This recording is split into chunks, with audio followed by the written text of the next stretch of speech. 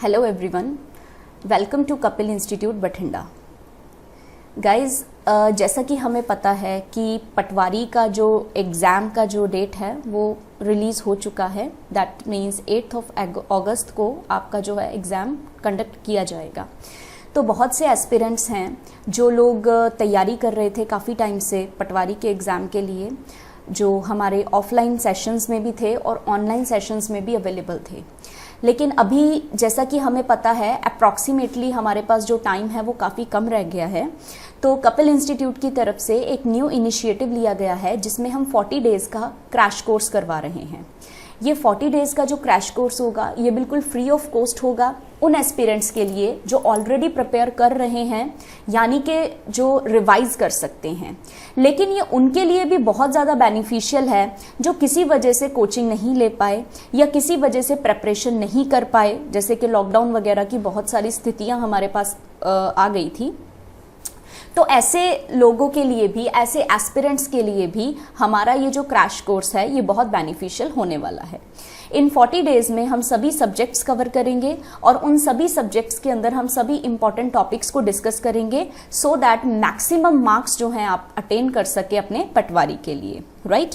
तो आज की हमारी जो क्लास रहेगी तो वो क्लास हम पंजाब हिस्ट्री एंड कल्चर से स्टार्ट करेंगे, क्योंकि हमारे सिलेबस में इसके बारे में 10 मार्क्स का दिया हुआ है कि 10 मार्क्स जो है वो आपके सिर्फ पंजाब हिस्ट्री एंड कल्चर से आएंगे, ठीक है। और इसी तरह से कंप्यूटर है, एग्रीकल्चर है या फिर कंप्लीट जो हमारी जीके होती है, तो उस सब को भी अलग अलग पोर्शन इन्होंने मार्क्स वाइज डिवाइड कर रखा है। तो हम सबसे अहम टॉपिक को उठाते हैं, सबसे पहले सबसे इंपॉर्टेंट टॉपिक के ऊपर चलते हैं जिसमें हम पंजाब हिस्ट्री एंड कल्चर को डिस्कस करने वाले हैं। तो विदाउट वेस्टिंग एनी टाइम, तो ये हमारा छोटा सा एक इंट्रोडक्शन था, ठीक है। आपको सभी सब्जेक्ट्स की वीडियो ज़रूर मिलेंगी। तो अभी हम लोग स्टार्ट करते हैं अपने फर्स्ट क्वेश्चन के साथ। तो हमारा जो फर्स्ट क्वेश्चन है वो है, Guru Nanak Dev ji was born at Nankana Sahib, Lahore, where as breath his last, right. Breath his last मतलब वो ज्योति जोत कहाँ समाये थे, ठीक है। उनके जो ज्योति जोत समाने का प्लेस था वो कौन सा प्लेस था? वो प्लेस था Kartarpur Sahib, present day it is in Pakistan, ठीक है जी। तो यहाँ पे बेटा हमारे 2 क्वेश्चंस कवर होते हैं। नंबर 1, जो गुरु नानक देव जी हैं उनका जन्म कहाँ हुआ था? ननकाना साहिब में। अभी ननकाना साहिब इस जगह का नाम सिर्फ और सिर्फ नानक देव जी के नाम की वजह से है, राइट। सबसे पहले इसका नाम था राय पोए दी तलवंडी, राय पोए दी तलवंडी, ठीक है। इसी राय पोए दी तलवंडी को हम क्या कहते हैं? ननकाना साहिब कहते हैं, ठीक है। और ब्रेथ हिज लास्ट मतलब उनका जो ज्योति जोत समाने का प्लेस है वो कहाँ पे है? वो करतारपुर, पाकिस्तान में है, ठीक है। लेकिन ये क्वेश्चन हम यहीं पे एंड नहीं करेंगे।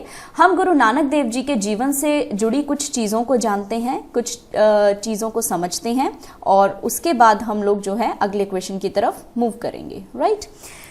तो चलिए, जन्म के बारे में तो हमने देख लिया, लेकिन एक चीज़ मैं आपको बताना चाहती हूँ डेट के बारे में, ठीक है। हमने ये तो देख लिया कि 1469 के अंदर इनका जन्म हुआ है, सभी को पता होता है कि 1469 में इनका जन्म हुआ है।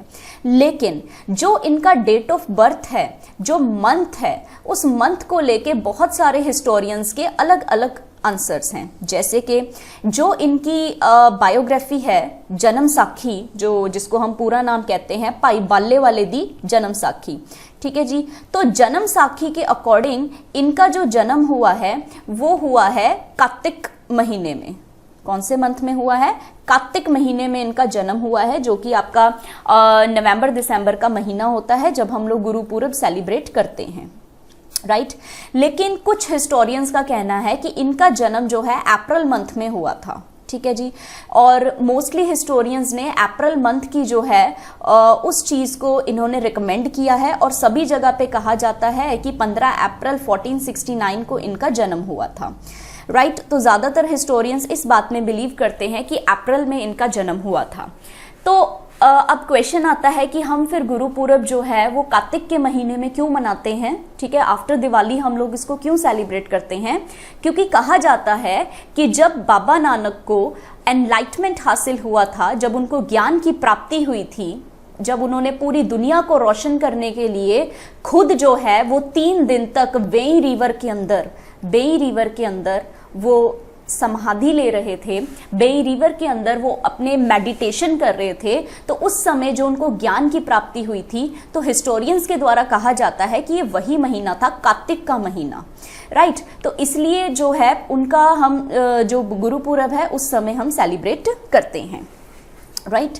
नाउ अब हमारे पास नेक्स्ट पॉइंट इनके बारे में थोड़े से डिस्कस करते हैं हम, इनके पेरेंटल केयर के अकॉर्डिंग, बर्थ एंड पेरेंटेज में डिस्कशन करते हैं।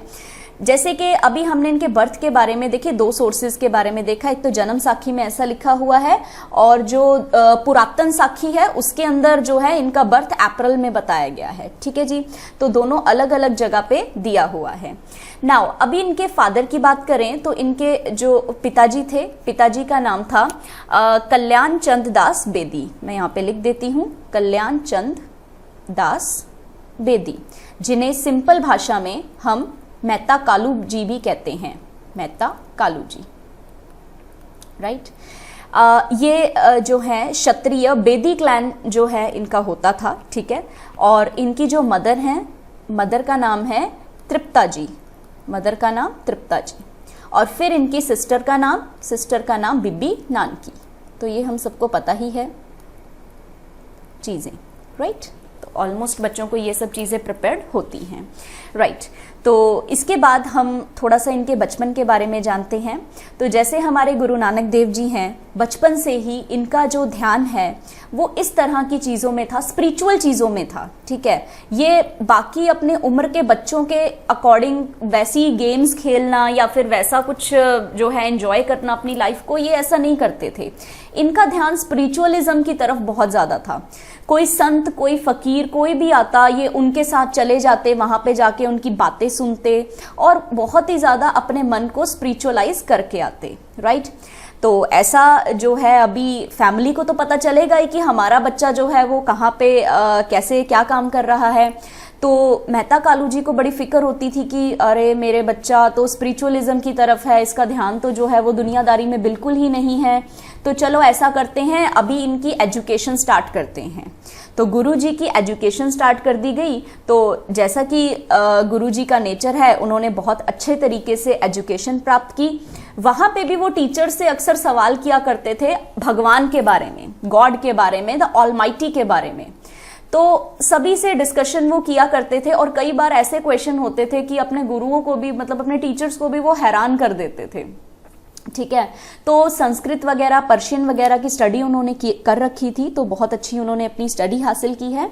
उसके बाद जी गुरु साहिब जी जब थोड़े से बड़े हुए तब उनका जनेऊ संस्कार करवाया जा रहा था। आपको पता होगा ना जनेऊ संस्कार क्या होता है, एक सैक्रेड थ्रेड सेरेमनी होती है, सैक्रेड थ्रेड सेरेमनी, ठीक है।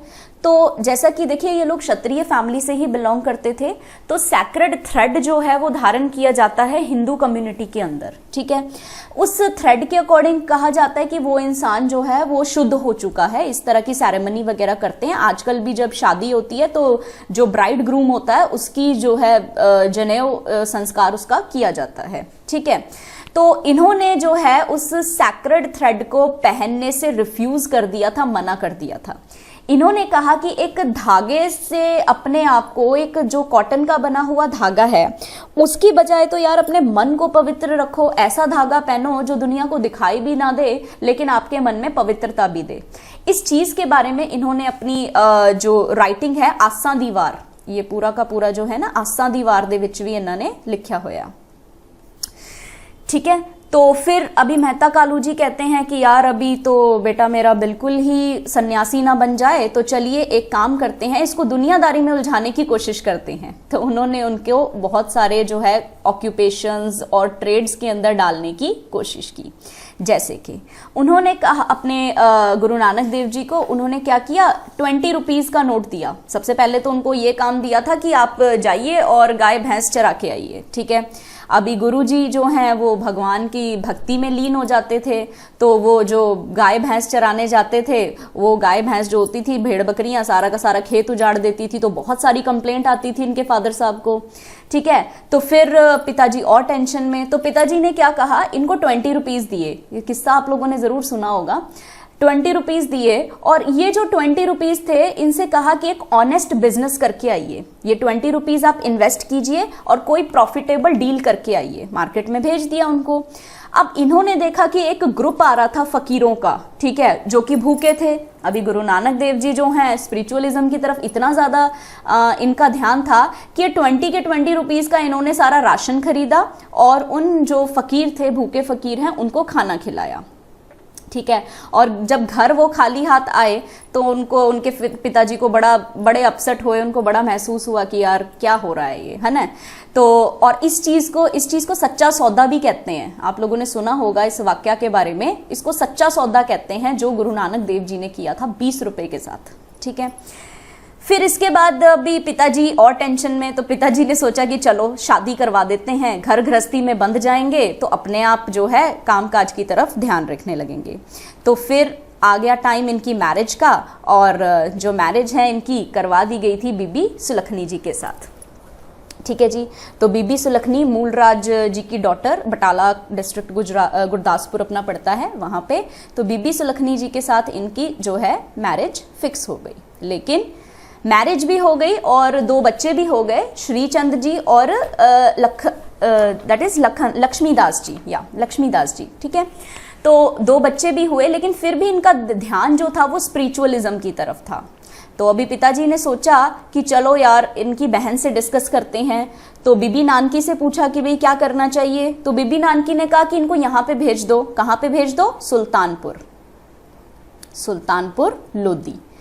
ये भी आप लोगों ने सुना होगा कि वहां पे लोधी खाना जो था, क्योंकि इनके जो जीजा जी थे उनकी लोधी खाना के जो इंचार्ज थे उनके साथ काफ़ी अच्छी बनती थी, दौलत खान के साथ। ठीक है, तो दौलत खान को कह के जो है इनके जीजा जी ने इनको जो है काम पे रखवा दिया। तो लोधी खाना में इनको ग्रेन जो है वो डिस्ट्रीब्यूट करने का काम मिल गया, ग्रेन स्टोर के अंदर जो है इनको काम मिल गया था। ठीक है, तो इस तरह से ये वहाँ पे ऑनेस्टी के साथ काम करने लगे। स्टिल कुछ लोगों ने इनके खिलाफ कंप्लेंट की थी, लेकिन जब अकाउंट्स का वेरिफिकेशन हुआ तब सब कुछ क्लियर हो गया कि नानक जी की किसी भी चीज़ में कोई गलती नहीं थी। ठीक है, तो फिर ये क्या करते, अपनी जो लाइफ है उसको बड़े सिंपल तरीके से जीते। हर रोज़ जो है वो वहाँ पे बेई रिवर है, आप लोग कभी विजिट किए होंगे, तो बड़ी होली रिवर मानी जाती है। ठीक है, तो बेई रिवर है और बेई रिवर के अंदर ये रोज जाके स्नान करते थे। तो एक दिन ऐसा हुआ कि इन्होंने स्नान किया और 3 दिनों तक जो है वो वापस नहीं आए।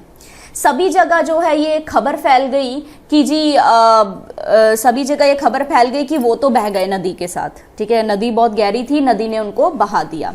लेकिन जब 3 दिन के बाद ये नदी से बाहर आते हैं तो इनके मुंह से कुछ अल्फाज निकलते हैं। वो अल्फाज क्या थे?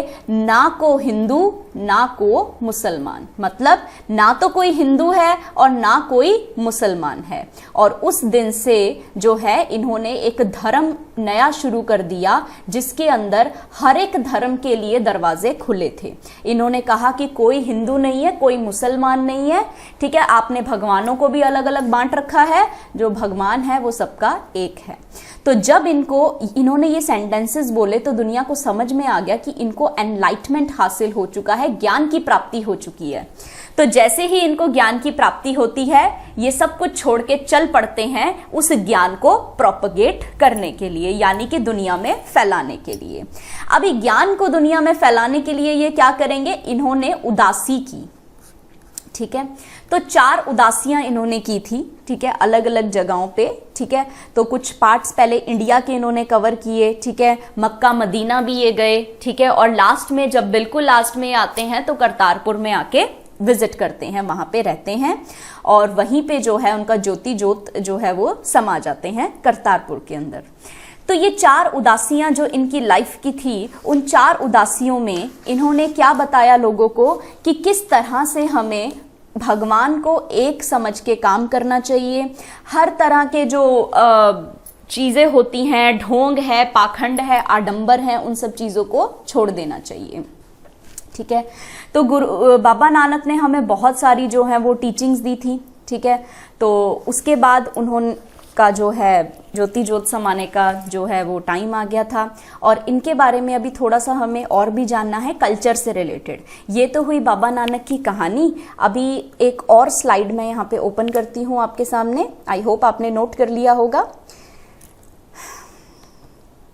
तो अभी इनके वर्क्स के बारे में भी हम देख लेते हैं, ठीक है। जैसा कि एक तो इन्होंने लिखा था कीर्तन सोहिल्ला, राइट।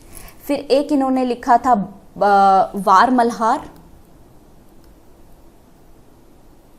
आसा दीवार, जो हम पहले ही डिस्कस कर चुके हैं, जिसके अंदर इन्होंने जनेऊ संस्कार वाला जो है चीज डिस्कस किया था, ठीक है। वार माज इन्होंने लिखा, ठीक है। जपजी साहिब इन्होंने लिखा, ओंकार इन्होंने लिखा, राइट। और 12 माह, ठीक है, 12 माह एक्सेट्रा। और भी बहुत सारी क्रिएशंस हैं, लेकिन ये इंपॉर्टेंट क्रिएशंस हैं जो एग्जाम में हमें ज़रूर पूछी जाती हैं, ठीक है। तो ये कुछ क्वेश्चंस रहेंगे हमारे। बाबा नानक की हमने लाइफ भी काफ़ी डिस्कस कर ली है काफ़ी अच्छी तरीके से, और ये सारी चीज़ें भी हमने डिस्कस कर ली हैं, ठीक है। बाबा नानक के बस 3 ही पिलर्स आपको याद रखने हैं ह्यूमैनिटी के। एक तो नाम जपना, ठीक है, और इसको एग्जाम के लिए भी याद रखिए, अपनी जिंदगी में भी उतारिए। नाम जपना, किरत करनी ते वंड चखना, ठीक है जी। तो ये सारा सिस्टम इन्होंने स्टार्ट किया था। तो दैट मीन्स लंगर प्रथा जो है इन्होंने टोटली स्टार्ट कर दी थी। उसी लंगर प्रथा को आगे चल के प्रोपोगेट किया जाएगा, ठीक है जी। तो काफ़ी सारे क्वेश्चन बनते हैं, जैसे कि 12 माह, आसा दीवार किन्ना ने लिखी सीगी, कीर्तन सोहिला किन्ना ने लिखिया सीगा, गुरु नानक देव जी ने किन्नी उदासियां कीती सीगियां, ठीक है। ते इन्हां नूं ज्ञान की प्राप्ति किहड़ी रिवर दे विच होई सीगी, ते बेई रिवर दे विच होई सी। ते ये सारे क्वेश्चन जिहड़े हैगे अपने बहुत इंपॉर्टेंट क्वेश्चन है। तो अपन ने सिर्फ एक क्वेश्चन पढ़ा था, और उस एक क्वेश्चन के रिलेटेड हमने बाकी सारे क्वेश्चंस भी डिस्कस कर लिए, ठीक है। तो आई होप यहाँ तक आपको समझ में आ गया होगा। तो फर्स्ट क्वेश्चन हमने कवर कर लिया, नेक्स्ट क्वेश्चन की तरफ मूव करेंगे। Lavan the hymns of marriage written by Guru Ramdas जी, ये गुरु रामदास जी ने लिखिया ने। वेयर एज कीर्तन सोहिला, ये लीजिए जो अभी हमने डिस्कस किया वो आ गया। कीर्तन सोहिला किनके द्वारा लिखा गया है? गुरु नानक देव जी के द्वारा लिखा गया है, ठीक है जी। तो गुरु रामदास जी के बारे में हम आगे चल के डिस्कस करेंगे जैसे ही हम आगे की तरफ मूव करेंगे, ठीक है। नाउ एक और क्वेश्चन अपने को आ गया, 12 माह एंड आसा दी वार, एक इन्होंने लिखी है अगेन गुरु नानक देव जी। आप इस चीज को डिस्कस कर चुके हैं, ठीक है। Now where did Guru Nanak Dev ji attain enlightenment, उन्होंने ज्ञान की प्राप्ति कित्थे हुई सीगी? एनलाइटमेंट मतलब हुंदा ज्ञान की प्राप्ति, ते रिवर बेई दे विच उन्होंने ज्ञान की प्राप्ति हुई सीगी, ठीक है। Next question, Who was the source of Guru Nanak Dev Ji's biography compiled by Guru Angad Dev Ji? हम नेक्स्ट आप गुरु अंगद देव जी बारे डिस्कस करांगे, लेकिन उस तो पहला आप यह देख लेने क्वेश्चन की अपने को। Who was the source of Guru Nanak Dev जीज biography, इत्थे ना एपोस्ट्रोफी एस पा लो। गुरु नानक देव जी की जिहड़ी बायोग्राफी हैगी है ओदा मेन सोर्स की सीगा, वो सोर्स कित्थों लिया गया सी? ते वो सोर्स सीगा भाई बाले वाले दी जन्म साखी। आप कीता सीगा ना जन्म साखी। जन्म साखी की है? जन्म साखी हैगी है इन्हां दे बायोग्राफी का नाम, ठीक है जी, जिहदे विच इन्हां दा जिहड़ा डेट ऑफ बर्थ हैगा ओहो की दस्सिया गया सीगा आपां नूं कार्तिक महीने दे विच होया सीगा, ठीक है। लेकिन यह जन्म साखी जिहड़ी हैगी है ये पहला किसदे द्वारा कंपाइल की गई सीगी? भाई बालां वाले जी दे द्वारा की गई सी, इसलिए इस जन्म साखी का पूरा नाम पड़ जाता है भाई बाले वाले दी जन्म साखी। तो मैं ना थोड़ा सा मतलब पंजाबी में पढ़ाने में अनकंफर्टेबल होती हूँ, इसलिए थोड़ा सा बीच में हो रहा है हिंदी पंजाबी, ठीक है। तो प्लीज़ उस चीज़ को नेग्लेक्ट कीजिए और जो रिलेटिव हमारे पास रेलेवेंट इन्फॉर्मेशन है उसके ऊपर हम ध्यान देते हैं, ठीक है। चलिए नेक्स्ट क्वेश्चन, विच मुगल एम्परर विजिटेड गुरु अमरदास जी एट गोइंदवाल साहिब? चलिए इस क्वेश्चन को हम बाद में डिस्कस करते हैं, पहले हम गुरु अंगद देव जी के बारे में पढ़ते हैं।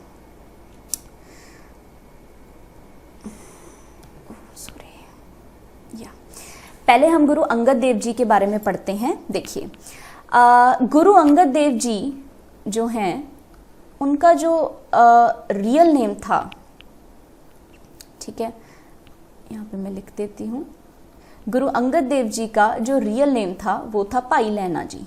ठीक है, अभी देखिए, गुरु नानक देव जी के 2 बच्चे थे, ठीक है, लेकिन फिर भी उन्होंने अपने 2 बच्चों की बजाय जो एक बिल्कुल सही योग्य पुरुष थे जो कि गुरु गद्दी के ऊपर आ सकते थे, वो थे भाई लैना जी। और भाई लैना जी को इन्होंने जो है वो गुरुशिप प्रोवाइड की थी। मतलब गुरु नानक जी की फिलॉसफी क्या थी कि ऐसा नहीं होना चाहिए जैसा कि हम लोग पढ़ते हैं ना जनरली कि पिछले समय में लोग इस तरह से करते थे। उन्होंने कैटेगरीज डिवाइड कर दी थी, वर्ण डिवाइड कर दिए थे। ब्राह्मण का बेटा ब्राह्मण ही बनेगा चाहे उसको कुछ भी ना आता हो, क्षत्रिय का बेटा क्षत्रिय ही बनेगा चाहे वो कितना भी जो कावड़ हो यानी कि डरपोक हो, ठीक है, और शूद्र का बेटा शूद्र ही बनेगा। तो इस तरह की चीजें जो हैं अपन पास्ट एंशियंट मेडिवल हिस्ट्रीज में पढ़ते आए हैं, देखते आए हैं। तो गुरु नानक देव जी का ऐसा मानना बिल्कुल भी नहीं था। उन्होंने कहा था जो योग्य है, जो काबिल है, उसी को जगह मिलनी चाहिए। तो उनको लगा कि जो भाई लैना जी हैं, जो कि बहुत ही ज्यादा डिवोटेड थे गुरु नानक देव जी को, और बिल्कुल वो जो है ऑनेस्टली जो है वो उनकी सेवा किया करते थे, तो भाई लैना जी को इन्होंने गुरुशिप दी और उनका नामकरण कर दिया, उनका नया नाम रख दिया अंगद देव जी। ठीक है, नानक जी ने कहा कि ये मेरे ही अंग है, ये समझ लीजिए कि ये मेरे ही बॉडी का पार्ट है, मेरे ही बॉडी का हिस्सा है, और ये आज से आपके अगले गुरु हैं। तो गुरु अंगद देव जी जो हैं वो कौन रहेंगे? वो हमारे 2nd सिख गुरु रहेंगे। तो अभी तक हमने देखा कि सिखिज्म का स्टार्टिंग किधर से हुआ है? 1st सिख गुरु गुरु नानक देव जी के द्वारा, और 2nd उन्होंने भाई लैना जी को क्या दे दी थी? गुरुशिप दे दी थी, और उनका नाम फिर पड़ गया था अंगद देव जी। ठीक है जी, अभी अंगद देव जी जो हैं इन्होंने आगे चल के फाउंडेशन किया है। एक बहुत ही अच्छा क्वेश्चन आता है, इन्होंने कौन सी सिटी का फाउंडेशन किया है? तो he founded the city of Khadur Sahib. Khadur Sahib, ठीक है जी। तो खडूर साहिब का जो फाउंडेशन किया गया है वो किया गया है अंगद देव जी के द्वारा। ठीक है, और भी इनके बारे में बहुत अच्छे क्वेश्चन आते हैं, जैसे कि गुरमुखी स्क्रिप्ट जो है इन्होंने इन्वेंट की है, राइट। तो ये भी पॉइंट हम यहाँ पे नोट कर लेते हैं। गुरमुखी वॉज इन्वेंटेड बाय, ठीक है, गुरमुखी का इन्वेंशन जो है इन्होंने किया है, राइट। और गुरमुखी को और ज्यादा इन्होंने इम्प्रूव भी किया है। ऐसा ही नहीं है कि सिर्फ इन्वेंशन किया है, उसको बहुत ही ज्यादा अच्छे तरीके से इन्होंने इम्प्रूवमेंट भी किया है। हमारी जो पंजाबी स्क्रिप्ट है उसको पॉपुलराइज भी बहुत ज्यादा इन्होंने किया है। ठीक है, इसके बाद इन्होंने जो है कंपाइलेशंस भी की हैं, जैसे कि कंपाइलेशन इन्होंने जो है गुरु नानक देव जी के जितने भी हिम्स वगैरह थे उनको इकट्ठा किया। खुद भी इन्होंने अपने कुछ हिम्स लिखे, उनको भी कलेक्ट किया। ठीक है, इन्होंने जो है जो नानक जी के द्वारा लंगर प्रथा स्टार्ट की गई थी, लंगर प्रथा को और इम्प्रूवमेंट दिया है, और ज्यादा इन्होंने इम्प्रूव किया। ठीक है, नाउ अभी एक चीज इसमें हम और देखेंगे। देखिए, गुरु नानक देव जी के जो बेटे थे जो थे श्री चंद जी, ठीक है। देखिए, श्री चंद जी ने उदासी सेक्ट स्टार्ट किया था। ठीक है, अभी मैं आपको दोनों के ना डिफरेंस बताती हूँ। देखिए, बाबा नानक ने उदासियां क्यों की? ताकि वो दुनिया के अंदर एक सही मैसेज पहुंचा सकें कि देखिए ढोंग पाखंड में कुछ भी नहीं रखा है, भगवान एक है, सबका भगवान एक है। उन्होंने उदासियां इसलिए की थी। लेकिन श्री चंद जी ने और बाकी इनके जो फॉलोअर्स थे या फिर बाकी जो लोग थे जनरली जो इन चीजों को ठीक से समझ नहीं पा रहे थे, उन लोगों ने क्या सोचा? उन लोगों ने कहा कि यार उदासी का मतलब होता है कि अपना घर बार त्याग के चले जाओ, मतलब रिनाउंस कर दो। ठीक है, लेकिन रिनाउंसिएशन नाम का कंसेप्ट तो देखिए सिख रिलीजन सिखाता ही नहीं है। वो तो कहते हैं, बाबा नानक तो कहते थे अपने घर में रहिए, अपने परिवार को भी पालिए और साथ साथ जो है भगवान की भक्ति कीजिए। ठीक है, तो सब कुछ त्याग देना और जंगलों में भटकना, ऐसा तो देखिए बाबा नानक नहीं सिखा के गए ना। लेकिन कुछ लोगों ने इसको थोड़ा सा मिस इंटरप्रेट कर लिया, जैसे श्रीचंद उनके खुद के बेटे, जिन्होंने उदासी सेक्ट स्टार्ट कर दिया, कहा कि घर बार त्याग दो, जो है भगवान की प्राप्ति हो जाएगी, जैसा कि बुद्ध धर्म और जैन धर्म में भी सिखाया जाता है। ठीक है, लेकिन इस उदासी सेक्ट को जो है गुरु अंगद देव जी ने स्वीकार नहीं किया, इन्होंने इसको कंडेम किया। इन्होंने लोगों को सिखाया कि नहीं, ऐसा नहीं होना चाहिए, जो उदासी सेक्ट सिखाया जा रहा है वो गलत है, रिनंसिएशन की कोई जगह नहीं है हमारे सिख धर्म के अंदर। ठीक है, तो इस तरह का इन्होंने सिस्टम जो है वो स्टार्ट किया था। ठीक है, इसके अलावा पहला संगत फिर पहला जड़ी हैगी है इन्होंने स्टार्ट किया था, संगत और पंगत वाला सिस्टम इन्होंने स्टार्ट किया था। इन्होंने कहा था सबसे पहले बैठ के खाइए, तो पंगत सबसे पहले और फिर उसके बाद संगत।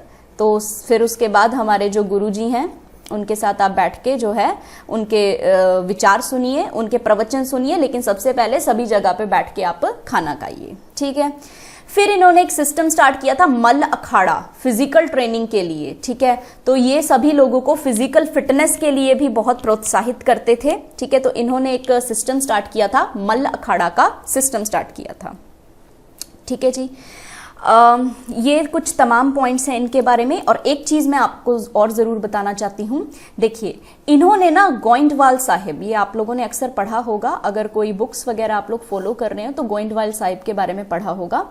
तो एक्चुअल में देखिए गोइंदवाल साहिब जो है उसकी स्थापना जो है अमरदास जी के द्वारा की गई थी, गुरु अमरदास जी के द्वारा की गई थी। ठीक है जी, लेकिन गोइंदवाल साहिब का नींव पत्थर जो है, फाउंडेशन स्टोन है, वो ऑलरेडी जो है गुरु अंगद देव जी ने रख दिया था। ठीक है जी, तो ये नींव पत्थर ऑलरेडी अंगद देव जी ने रख दिया था, लेकिन गोइंदवाल साहिब की स्थापना जो है वो अमरदास जी ने ही की है। ठीक है जी, तो ये जो गोइंदवाल साहिब है, तो इसके लिए हमारा जो क्वेश्चन बनता है वो क्वेश्चन भी यही बनता है कि जो अमरदास जी हैं उन्होंने गोइंदवाल साहिब की स्थापना की है, फाउंडेशन किया है। ठीक है, तो अंगद देव जी जो है जब उनका टाइम नजदीक आ रहा था, जब उनको लग रहा था कि यार अब जो है दुनिया को छोड़ के जाने का समय आ गया है, तो उन्होंने अपनी जो गुरु गद्दी है वो गुरु अमरदास जी को आगे शिफ्ट कर दी, ट्रांसफर कर दी। ठीक है, और उन्होंने कहा कि मैंने एक काम शुरू किया था गोइंदवाल साहिब को बनाने का, आप उसको पूरा कर देना।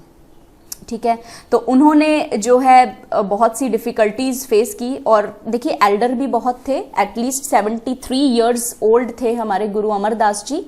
ठीक है, तो इनको जो है इन्होंने डिफिकल्टीज तो बहुत फेस की हैं, लेकिन फिर भी इन्होंने सोचा कि यार जो मेरे से पहले गुरुओं ने जो सिस्टम स्टार्ट किया है मैं उसको खत्म नहीं होने दूंगा। ठीक है, तो इन्होंने गोइंदवाल साहिब तो बनाया ही, और उसके साथ इन्होंने एक बाउली भी बनाई, बाउली साहिब, बाउली साहिब, मैं दोबारा लिख देती हूं, बाउली साहिब। ठीक है, अभी क्वेश्चन हमसे पूछा जाता है बेटा कि बाउली साहिब में कितने स्टेप्स होते हैं? 84 स्टेप्स होते हैं। ठीक है, तो गुरु अमरदास जी का कहना था कि इंसान जो है हर एक स्टेप के ऊपर जाए और हर एक स्टेप के ऊपर जपजी साहिब का पाठ करे, और जैसे जैसे वो 84th स्टेप पे पहुंचता है, हर स्टेप पे वो जैसे जैसे जपजी साहिब का पाठ करता है, और उसके बाद 84th स्टेप से पहुंचने के बाद वो जो है स्नान करके आता है, वो जो वेल था वहां पे उसके अंदर जब वो स्नान करके आता है, तो कहा जाता है कि उन्होंने बताया था कि 84 लाख जो जूनियां होती है ना हमारी, जिनके अंदर हम लोग बर्थ साइकिल्स में हम घूमते रहते हैं, 84 लाख जूनियों से मुक्ति मिल जाती है। उन्होंने ऐसा कहा था कि जो भी बाउली साहिब के हर एक स्टेप पे जपजी साहिब का पाठ करेगा और 84 स्टेप्स के बाद जो उस वेल के अंदर स्नान कर लेगा, उस बाउली में स्नान कर लेगा, उस चीज को, उस पर्सन को जो है 84 लाख जूनियों से छुटकारा मिल जाएगा। तो ऐसा उन्होंने कहा था। तो आज भी जो बाउली साहिब है वो एक पिलग्रिमेज रिलीजियस प्लेस है हमारे लिए। ठीक है, हम लोग इसको बहुत ज्यादा अच्छे तरीके से जो है इनको मानता देते हैं। तो बाउली साहिब जो है इन्होंने बनाई थी। ठीक है, इसके बाद देखिए और भी बहुत अच्छे अच्छे क्वेश्चन हैं हमारे। गुरु अंगद देव जी से हम कंप्लीट कर चुके हैं और अब हम पहुंच चुके हैं गुरु अमरदास जी पे। ठीक है, तो गुरु अमरदास जी के बारे में हमने कुछ पॉइंट्स यहीं पे डिस्कस कर लिए हैं। अभी हम लोग वापस चलते हैं, एक और स्क्रीन ओपन करेंगे। तो जैसे ही हमारे पास अगला क्वेश्चन आया था कि विच मुगल एम्परर विजिटेड गुरु अमरदास जी एट गोइंदवाल साहिब, तो जो क्वेश्चन आया था उसका आंसर है अकबर। तो आगे चल के हम अब यही पढ़ते हैं कि अकबर आए थे और अकबर ने किस तरह से वहां पे जो है बात की थी। देखिए, अगर मैं अकबर के बारे में बात करूं तो अकबर खुद भी बहुत ही ज़्यादा रिलीजियस टॉलरेंट पर्सन था, ठीक है। Mughal emperor Akbar religiously tolerant person था, मतलब उसको भी अलग अलग तरह के धर्मों की बजाय एक भगवान जो है, एक धर्म को आप फॉलो कीजिए, ऐसा उनकी मान्यता थी। तो उनके लिए भी सभी धर्मों के लोगों के लिए दरवाजे खुले हुए थे। तो जैसे जजिया वगैरह टैक्स उन्होंने खत्म कर दिया था, आप लोगों ने हिस्ट्री में कभी पढ़ा होगा, तो जजिया टैक्स अकबर ने खत्म कर दिया था। तो अकबर जो है वो गुरु अमरदास जी की पॉपुलैरिटी जो है दुनिया में सुन चुके थे, और उनको ऐसा लगता था कि यार जो मतलब जो इतने महान गुरु हैं, मुझे उनके दर्शन करने चाहिए। तो लेकिन जो रूल्स हैं वो तो रूल्स हैं कि पहले पंगत फिर तुसी संगत कर सकते हो, है ना। तो जो पहले जो आपके रूल थे कि पहले आप लंच करेंगे, आप खाना खाएंगे, लंगर खाएंगे, ठीक है जी, लंच डिनर ब्रेकफास्ट कोई भी टाइम, पहले आप लंगर में जाएंगे, आम लोगों के साथ बैठ के खाएंगे। देखिए लंगर का जो एक्चुअल मीनिंग था ना, वो एक्चुअल मीनिंग भी यही था कि यार बिना किसी कास्ट और किसी भी तरह के जो है भेदभाव के आप सब लोग बैठ के साथ में खाना खाइए, ठीक है। और साथ में खाना खाने से जो है प्रेम प्यार बढ़ता है इंसान के अंदर, कम्युनिटीज के अंदर। तो अकबर ने भी वहीं पे आम सभी लोगों के साथ बैठ के जो है खाना खाया, और फिर वो गुरु जो है रामदास जी से अमरदास जी से वो मिले, और मिलने के बाद वो उनके वचनों से काफी प्रभावित हुए, ठीक है। और गुरुजी ने उनको बताया कि इस तरह से कुछ प्रॉब्लम्स वगैरह हो रही हैं विलेज के अंदर, टैक्सेशन वगैरह आप खत्म कर दीजिए। तो अकबर ने टैक्सेशन भी खत्म कर दिया, ठीक है। तो टैक्सेशन वगैरह जो है गुरुजी के कहने पे उन्होंने खत्म कर दिया। तो गुरुजी का काफी जो है उनके ऊपर अच्छा इन्फ्लुएंस रहा, ठीक है। अभी गुरु अमरदास जी जो हैं, इन्होंने एक और सिस्टम स्टार्ट किया था, इन्होंने स्टार्ट किया था मंजी सिस्टम। मंजी सिस्टम देखिए क्या है इस सिस्टम में, वो समझते हैं। देखो बेटा, गुरु नानक देव जी ने जिस तरह से दुनिया के अलग अलग कोनों में जाके धर्म को सही प्रचार किया, उस हिसाब से ना उनके साथ बहुत सारे लोग जुड़ने लगे थे। तो मतलब सिख धर्म को ज्वाइन करने वाले लोग बहुत सारे थे, ठीक है। तो मतलब सिख पॉपुलेशन जो है वो बढ़ती जा रही थी, ठीक है। ऐसे में सभी लोगों को बिठा के साथ में प्रवचन देना ये तो मुश्किल हो रहा था ना। तो एक 24 घंटे ही तो मिलते हैं, अब 24 घंटे में किस किस को हम प्रवचन दे सकते हैं और सभी को कैसे अकोमोडेट करें, इतने सारे लोग थे। तो इन्होंने क्या किया, इन्होंने एक मंजी सिस्टम स्टार्ट किया। मतलब 22 पार्ट्स में ये एक सिस्टम हुआ करता था, और इसका नाम मंजी सिस्टम इसलिए क्योंकि जो मंजी होती है, कॉट होती है, उसके ऊपर बैठ के जो है एक स्पिरिचुअल लीडर जो होते हैं वो आम सभी सिखों को मैसेज देते हैं, प्रीच करते हैं कि क्या है सिखिज्म, और सिखिज्म के बारे में उन सभी को जानकारी देते हैं, उनको सेरेमन्स देते हैं। तो मंजी सिस्टम भी जो है इनके द्वारा स्टार्ट किया गया था, गुरु अमरदास जी के द्वारा, ठीक है जी। इसके अलावा इन्होंने आनंद कारज जो है वो स्टार्ट किया, ये भी बहुत अच्छा पॉइंट है, ठीक है। आनंद कारज जो है मैरिज सेरेमनी सिख रिलीजन में फॉलो की जाती है, ठीक है। तो सरकम एम्बुलेट करने का सिस्टम इन्होंने स्टार्ट किया था, ठीक है। और इन्होंने मतलब गोइंदवाल साहिब तो हमने ऑलरेडी डिस्कस कर लिया था। अभी इसके अलावा आगे कुछ हम देखते हैं कि जैसे इन्होंने पर्दा सिस्टम खत्म कर दिया था, कास्ट और अनटचेबिलिटी खत्म किया इन्होंने कहा सती सिस्टम नहीं होना चाहिए, तो सती सिस्टम के खिलाफ भी जो है इन्होंने जो है क्रिटिसिज्म दिखाया, पर्दा सिस्टम के खिलाफ दिखाया, इंटॉक्सिकेंट्स को प्रोहिबिट किया। इन्होंने कहा कि देखिए कोई भी तरह की जो है इंटॉक्सिकेटिंग ड्रिंक इंसान को नहीं लेना चाहिए, मतलब जैसे कि दारू शराब वगैरह इन सब चीजों का इस्तेमाल उनको नहीं करना चाहिए, ठीक है जी। तो अकबर जो है एक और पॉइंट हमारा वहां पे रह गया था, वो हम यहाँ पे डिस्कस कर लेते हैं। देखिए अकबर जब वहां पर गए थे तो अकबर ने गुरुजी से बहुत ज्यादा प्रभावित हुए और गुरुजी को कुछ लैंड डोनेट करने की बात की, ठीक है, कि गुरुजी मैं आपको कुछ लैंड डोनेट करना चाहता हूं, ठीक है। लेकिन गुरुजी जो है इस चीज को रिफ्यूज कर गए। गुरुजी ने कहा कि नहीं, हम इस तरह से लैंड वगैरह नहीं ले सकते आपसे, ठीक है, हम तो बस जो है लोगों को उनके सही धर्म की तरफ पहुंचाते हैं और इस तरह से हम कुछ किसी चीज की लालसा हमें नहीं है। तो जो हमारे गुरुजी थे उनकी बेटी थी बीबी पानी। तो अकबर ने कहा कि चलिए मैं आप मुझसे कुछ नहीं लेना चाहते, कोई बात नहीं, लेकिन बीबी पानी जो है मैं उनको अपनी बहन समझ के तो कुछ दे सकता हूँ ना। तो उन्होंने अपनी मतलब बीबी पानी को अपनी बहन समझ के जो है काफ़ी सारा लैंड डोनेट किया। आज वही जो लैंड है वहाँ पे जो है अमृतसर जो है वो बनाया गया था।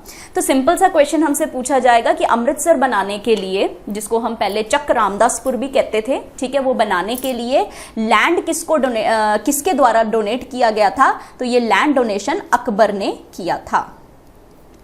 ठीक है, फिर आगे चलते हैं हम लोग। अभी आगे का क्वेश्चन क्या है कि ये जो अगले हमारे जो गुरुजी आएंगे ये कौन होंगे? ठीक है, तो अभी गुरु अमरदास जी ने अपने सबसे जो इनके जो कैपेबल पर्सन थे, ठीक है, जो इनको लगता था, इनके बेटे भी थे जैसे कि मोहन और मोहारी, इनके 2 बेटे थे, उनको छोड़ के इन्होंने कैपेबिलिटी के अकॉर्डिंग अपने सन इन लॉ को गुरुशिप प्रोवाइड की। तो इनके सन इन लॉ थे भाई जेठा जी।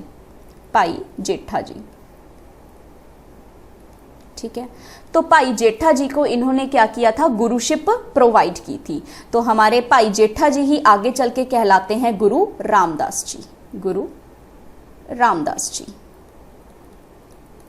ठीक है, तो गुरु रामदास जी, अभी जैसा कि हमें पता है कि अकबर लैंड डोनेट करके गया था, ठीक है, और उसके बाद जो है हम ये जानना चाहते हैं कि ये जो लैंड डोनेशन है उसके साथ उसका मतलब क्या बना, वहाँ पे क्या बनाया गया। ठीक है, तो गुरु अमरदास जी जो हैं उनका एक उन्होंने सोचा था कि यार देखिए, अगर जो लैंड हमें मिला है तो इस पे कुछ हम अच्छा जो है वो कंस्ट्रक्ट करें, है ना। तो गुरु अमरदास जी ने सोचा था कि यहाँ पे ये जो जगह है ना, इसको पिलग्रमेज के लिए बनाएंगे। ठीक है, कि सभी जगह जो है इसकी जो है काफ़ी ज़्यादा लोग यहाँ पे आए, विजिटर्स आए और भगवान को जो है वो जो है समर्पित करें। ठीक है, लेकिन अभी ऐसा करने से पहले ही वो ज्योति ज्योत समा गए। ठीक है, तो अब जो अगला काम आया है वो काम आया है गुरु रामदास जी के ऊपर। ठीक है, तो गुरु रामदास जी ने क्या किया, वहां पे ना 2 सरोवर बनाए। ठीक है, एक का नाम था संतोख सर, ठीक है, सर मतलब सरोवर होता है। ठीक है, संतोख सर, और दूसरे का नाम था अमृतसर। ठीक है, ये पहले तो 2 सरोवर थे, अमृतसर सिटी वगैरह, चक रामदासपुर, ये तो बाद में बना है। ठीक है, पहले तो उन्होंने 2 जो है क्या बनाए हैं, सरोवर बनाए हैं। अब लोगों को उन्होंने कहा कि आप सब लोग जो है यहाँ पे सेटल होइए, इस जगह के ऊपर आप सेटल होइए और यहाँ पे ट्रेड और व्यापार करना शुरू कीजिए। ठीक है, तो लोग तो गुरुजी को बहुत फॉलो किया करते थे, बहुत सारे लोग वहाँ पे सेटल हुए सरोवर के आसपास। ठीक है, और बहुत सारे लोगों ने अपनी शॉप्स वगैरह वहाँ पे बनानी शुरू की। ठीक है, और शॉप्स वगैरह बनाने के हिसाब से जो बाजार वहाँ पे बना, उसको बाजार को हम आज भी जो है कहते हैं गुरु का बाजार। तो बाजार वगैरह वहाँ पे क्रिएट हुए, लोगों ने पॉपुलेशन वहाँ पे जो है आने लगी। ठीक है, और धीरे धीरे जो है ये पूरी एक फुल फ्लेज सिटी बन गई, पूरी की पूरी सिटी बन गई, जहाँ पे लोग रहने लगे, बाजार होने लगा, तो एक तरह की पूरी सिटी बन गई और उस सिटी का नाम रखा गया था रामदासपुर। ठीक है, या फिर चक रामदासपुर भी हम इसको कहते हैं। ठीक है, चक होती है कोई प्लेस होती है, कोई जगह होती है। ठीक है, जिसका रेवेन्यू रिकॉर्ड्स के अंदर ऑब्वियसली आपके पास जो होती है जगह होती है। तो चक रामदासपुर के नाम से भी ये फेमस हो गया। इसी सिटी को लेटर ऑन जो है अमृतसर नाम दे दिया गया। ठीक है, यही चक रामदासपुर आज जो है अमृतसर के नाम से मशहूर है, क्योंकि अमृतसर सरोवर के बिल्कुल बीचों बीच जो सबसे इम्पॉर्टेंट जो गोल्डन टेम्पल हरमंदिर साहिब, जो आगे चल के हम देखेंगे। ठीक है, तो हरमंदिर साहिब की स्थापना की गई थी और उसी वजह से वो जगह इतनी फेमस हुई कि उसका नाम ही जो है वो अमृतसर पड़ गया था। ठीक है जी, तो यहां तक हमें चीज समझ में आई गुरु रामदास जी के बारे में। अभी आगे चलते हैं, देखते हैं गुरु रामदास जी ने और क्या कुछ किया है। तो उसके लिए हम एक बार इस स्क्रीन को ऑफ करेंगे। ठीक है, तो अभी इस क्वेश्चन का आंसर हमें मिल गया कि अकबर विजिट करके गए थे। ठीक है, आगे देखते हैं। नाउ अभी हम पढ़ रहे हैं गुरु रामदास जी के बारे में। ठीक है, तो अब आगे कुछ पॉइंट्स देखते हैं। अभी जैसा कि हमको पता है कि इन्होंने संतोख सरोवर और अमृतसर सरोवर जो है इन्होंने बनाया, लेकिन हमें ये चीज पता है कि बेटा इतना कुछ बनाने के लिए, कंस्ट्रक्शन करने के लिए पैसे लगते हैं, ठीक है, मनी लगता है, तो पैसे तो थे नहीं। तो इन्होंने क्या किया, इन्होंने मसंद सिस्टम स्टार्ट किया, ठीक है, इन्होंने मसंद सिस्टम स्टार्ट किया। मसंद सिस्टम क्या होता है वो आपको सिंपल सी भाषा में बताती हूं। सबसे पहले जैसे मंजी सिस्टम स्टार्ट किया गया था प्रोपोगेशन के लिए, सिख धर्म के प्रोपोगेशन के लिए, लेकिन मसंद सिस्टम में क्या है, अभी देखिए पैसा कलेक्ट करने के लिए, जो मनी है उसको कलेक्ट करने के लिए किया गया ताकि उसको किसी अच्छे काम में इन्वेस्ट किया जा सके। और सबसे अच्छा काम क्या था कि एक पिलग्रिम प्लेस बनाना है जहां पे आगे चल के हमारी दुनिया में जितने भी लोग हैं वो वहां जाके विजिट करें, ठीक है, उस जगह को बहुत ही ज्यादा पवित्र माने, और ऐसा हो कि वहां पहुंच गए तो मतलब बस अभी सब चीजों से मुक्त हो गए हैं, वहां पे जाने के बाद हम लोग जो हैं धन्य हो गए हैं। तो इस तरह से इन्होंने लोगों को कहा कि आप सब लोग बढ़ चढ़ के आगे आइए और उसमें कंट्रीब्यूट करना शुरू कीजिए। तो जैसे वो मंजी सिस्टम वाले कुछ लोग थे, ठीक है, जो स्पिरिचुअल पर्सन्स थे जो जाके धर्म का प्रचार करते थे, उसी तरह से मसंद सिस्टम में अपॉइंट किए गए थे कुछ मसंद, ठीक है। अभी ये मसंद जो थे वो जगह जगह जाते, वहां पे धर्म का प्रचार करते, स्पिरिचुअलिज्म यानी कि लेक्चर्स देते, स्पिरिचुअल लेक्चर्स देते, सैरमन्स देते, प्लस जो था कलेक्शन करते, मनी कलेक्शन वो किया करते थे, ठीक है। तो इस तरह से इन्होंने मसंद सिस्टम स्टार्ट किया ताकि वो फंड्स कलेक्ट कर सकें हमारे धर्म को भी प्रोपगेट करने के लिए और कुछ चीजें ऐसी बनाने के लिए जो हमारी आने वाली जो जनरेशन्स जो हैं वो उसको मान ले, ठीक है। उसके बाद तो देखिए जैसे कि उदासी सेक्ट हमने अभी थोड़ी देर पहले पढ़ा था, उदासी सेक्ट के बारे में श्री चंद जी के द्वारा स्टार्ट किया गया था उदासी सेक्ट। अभी जो है उदासी सेक्ट और सिख धर्म के अंदर एक रिकंसिलिएशन हो गया, मतलब अभी जो है उनकी गुरु रामदास जी की और जो है श्री चंद जी की, उनकी आपस में मीटिंग हुई, एक दूसरे के साथ बैठे और वार्तालाप किया, और बाबा श्री चंद जी जो है ये मान गए कि सही हकदार जो गुरु गद्दी के हैं वो गुरु रामदास जी ही हैं, ठीक है जी। तो उस दिन से जो है उदासी सेक्ट जो है वो खत्म कर दिया गया और सिख धर्म के अंदर वही चीजें सिखाई गई जो बाबा नानक कहा करते थे, ठीक है। तो आई होप आपको यहाँ तक समझ में आ गया होगा, ठीक है। तो जो भी हमने पढ़ा गुरु रामदास जी के बारे में, हमने ऑलमोस्ट सभी तरह के जो क्वेश्चंस हैं वो कवर कर लिए जो गुरु रामदास जी के बारे में हमारे से क्वेश्चन पूछे जाते हैं, ठीक है। तो आगे मूव करेंगे हम लोग अगले क्वेश्चन की तरफ। तो पंगत एंड संगत कंसेप्ट वाज गिवन बाय गुरु अमरदास जी, तो ये हम ऑलरेडी बेटा क्लास में डिस्कस कर चुके हैं, ठीक है। नेक्स्ट क्वेश्चन, आनंद कारज। आनंद कारज जो मैरिज सेरेमनी थी सिखों की, वो जो है किन्होंने इंट्रोड्यूस की थी, गुरु अमरदास जी, ये भी हम डिस्कस कर चुके हैं। नेक्स्ट क्वेश्चन, गुरु रामदास जी कंपोज्ड 688 शब्द इन Guru Granth Sahib and also composed lava, it's यहाँ पे एन लगा लीजिए, also composed lava which means, जो क्या होता है इसका मतलब, तो सिंपल सा क्वेश्चन था कि जो शब्द शादी के समय बोले जाते हैं, जो कहे जाते हैं। तो ये क्वेश्चन तो बिल्कुल ही सिंपल क्वेश्चन हुआ, बस हमें याद क्या रखना है कि गुरु रामदास जी, जो हमने स्टार्टिंग में भी एक क्वेश्चन देखा था कि गुरु जो रामदास जी थे उन्होंने लावा जो है वो लिखी थी, ठीक है जी। तो ये इंपॉर्टेंट क्वेश्चन रहेगा हमारे लिए। फिर next question, who founded the Amritsar and design the golden temple, ठीक है। जो अमृतसर है जो उसका फाउंडेशन यानी कि चक रामदासपुर का जो डिजाइनिंग है वो किसने किया था, गुरु रामदास जी ने किया था, ठीक है जी। फिर हमने बेटा एक और क्वेश्चन डिस्कस किया था, विच सिख गुरु स्टार्टेड मसंद सिस्टम। तो एक तरह से बेटा हमने पहले इस चीज को पढ़ लिया और अब एक तरह से ना आपका टेस्ट हो रहा है, वो आप उसको टेस्ट के तौर पे भी ले सकते हैं, ठीक है। तो किन्होंने मसंद सिस्टम स्टार्ट किया था, गुरु रामदास जी ने स्टार्ट किया था। नेक्स्ट क्वेश्चन, अच्छा नेक्स्ट क्वेश्चन हम आगे चल के पढ़ेंगे, गुरु अर्जन देव जी के बारे में पढ़ते हैं। तो सबसे पहले हमारे पास क्वेश्चन आता है, Sukhmani Sahib which was written by which Sikh Guru, किन्होंने जो है सुखमनी साहिब को लिखा था। तो आंसर है हमारे पास गुरु अर्जन देव जी। तो गुरु अर्जन देव जी ने जो है वो सुखमनी साहिब लिखी थी। तो चलिए गुरु अर्जन देव जी के बारे में कुछ और पॉइंट्स भी हम लोग डिस्कस कर लेते हैं।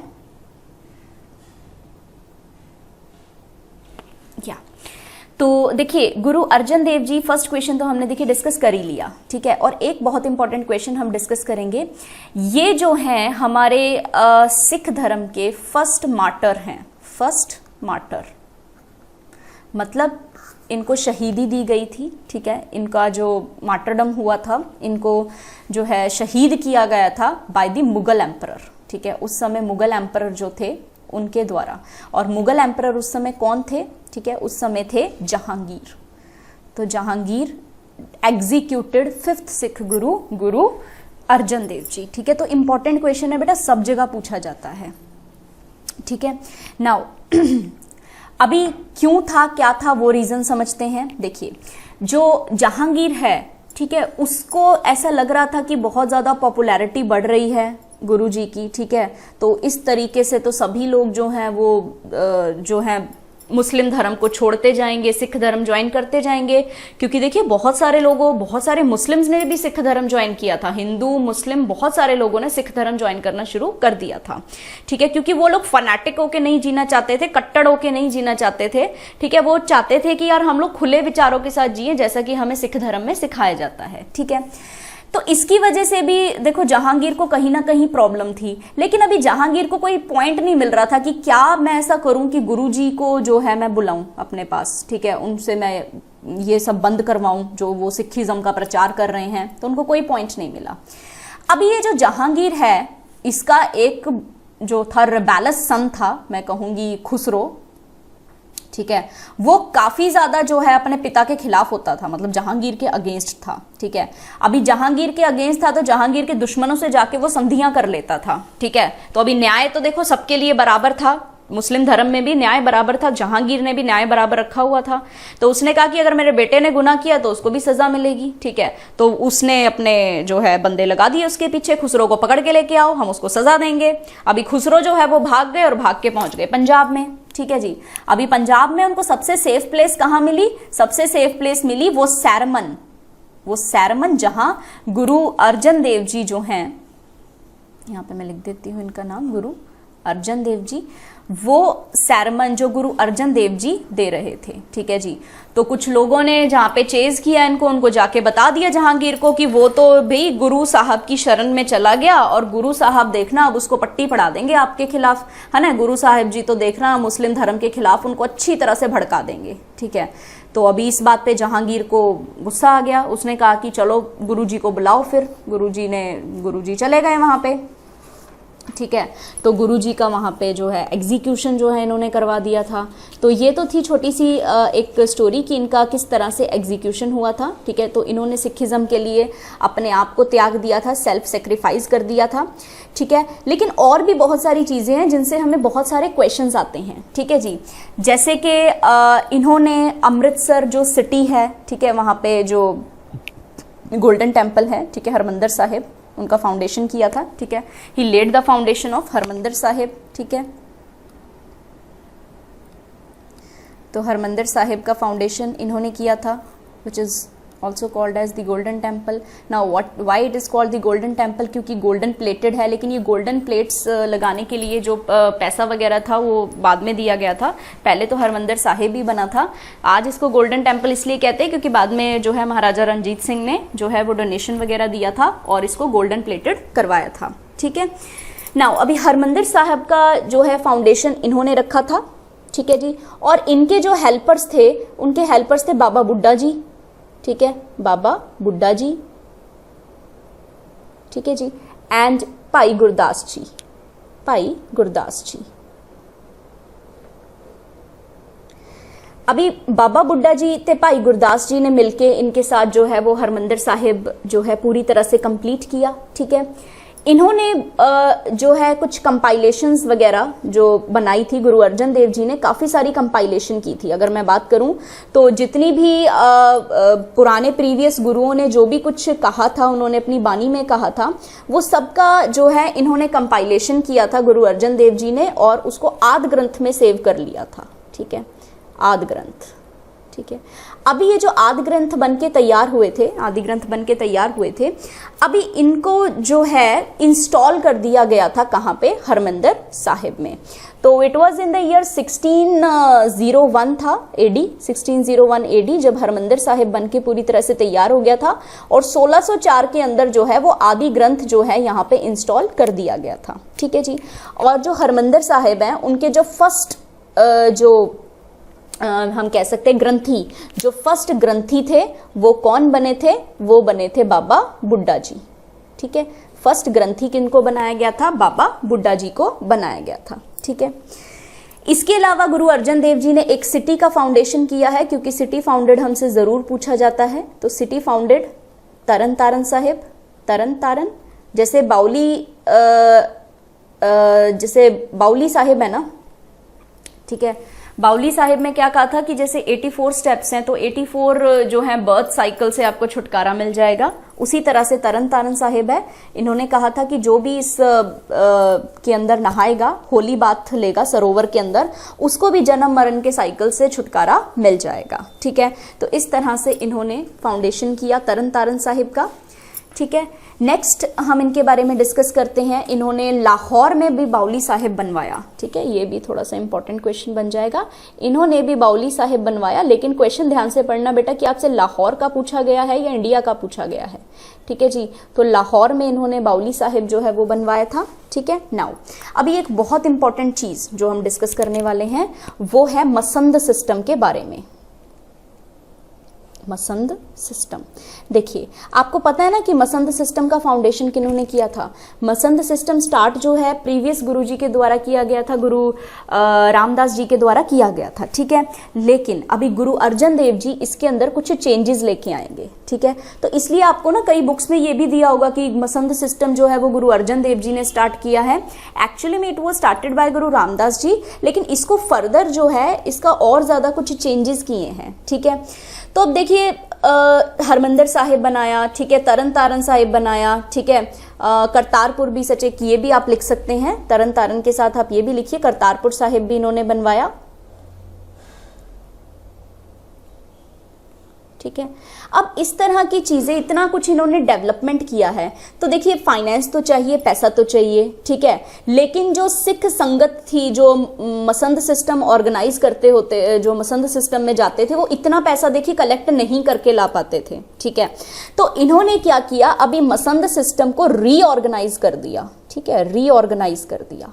अब ये जो रीऑर्गेनाइजेशन इनका हुआ है उसके अंदर इन्होंने एक सिस्टम स्टार्ट किया कि हर एक सिख को 1/10वां हिस्सा जो है अपनी इनकम का दान करना है, ठीक है।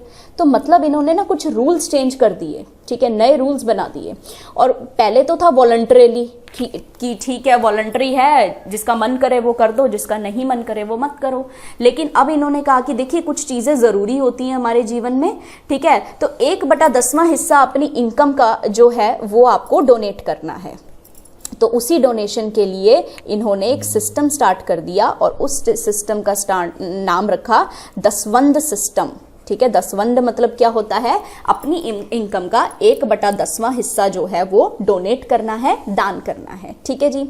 और ये जो रिप्रेजेंटेटिव्स जो हैं, जो इस तरह के 1/10वां हिस्सा इकट्ठा करेंगे, वो 1/10वां हिस्सा गुरु की गोलक में जो है अमृतसर में जो जहां लगा रखी है गुरु की गोलक, बैसाखी वाले दिन वहां जाके वो सारा पैसा डिपॉजिट करेंगे, ठीक है जी।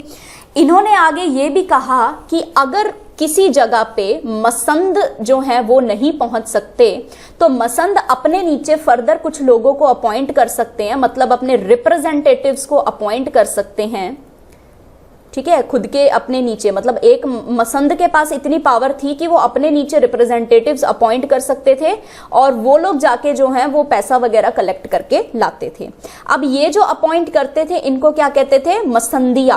क्या कहते थे, मसंदिया और संगतिया, मसंदिया या फिर संगतिया। तो कई बार क्वेश्चन पूछ लेते हैं कि मसंद और मसंदिया में डिफरेंस क्या है। तो मसंद तो देखिए वो मेन पर्सन्स थे जो लोग टैक्स नहीं कहूंगी मैं यहाँ पे, फंड कलेक्शन के लिए जाते थे, ठीक है। लेकिन बहुत सारे सिख जो हैं अलग अलग कोनों में फैले हुए थे, तो सभी के पास पहुंच पाना मुश्किल होता था।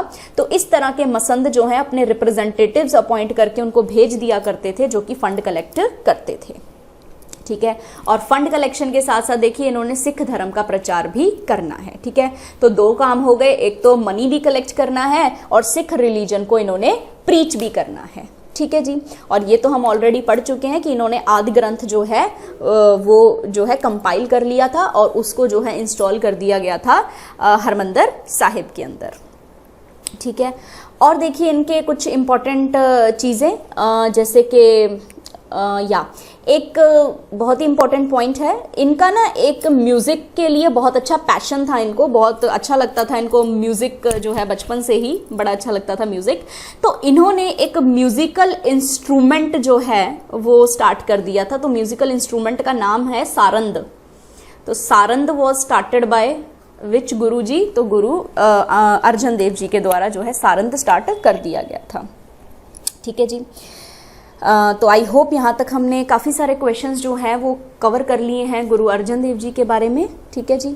और इसके अलावा अब आगे हम चलेंगे अपने अगले क्वेश्चन की तरफ, तो ये आप नोट कर लीजिएगा। नेक्स्ट क्वेश्चंस देख लेते हैं हम। Who laid the foundation of golden temple? अच्छा हाँ, ये क्वेश्चन हमारा देखिए रह गया था, ये भी कर लेते हैं, ठीक है।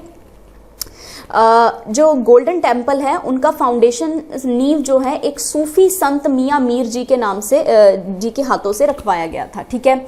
अभी देखिए गुरु जी जो है डिफरेंस नहीं करते थे हिंदू मुस्लिम सिख ईसाई, मतलब जैसा बाबा नानक ने कहा, ना कोई हिंदू ना कोई मुसलमान, ठीक है। तो वही चीज वो फॉलो करते हैं। बहुत सारे सूफी संतों के साथ इनकी बहुत अच्छी जो है वो बनती होती थी।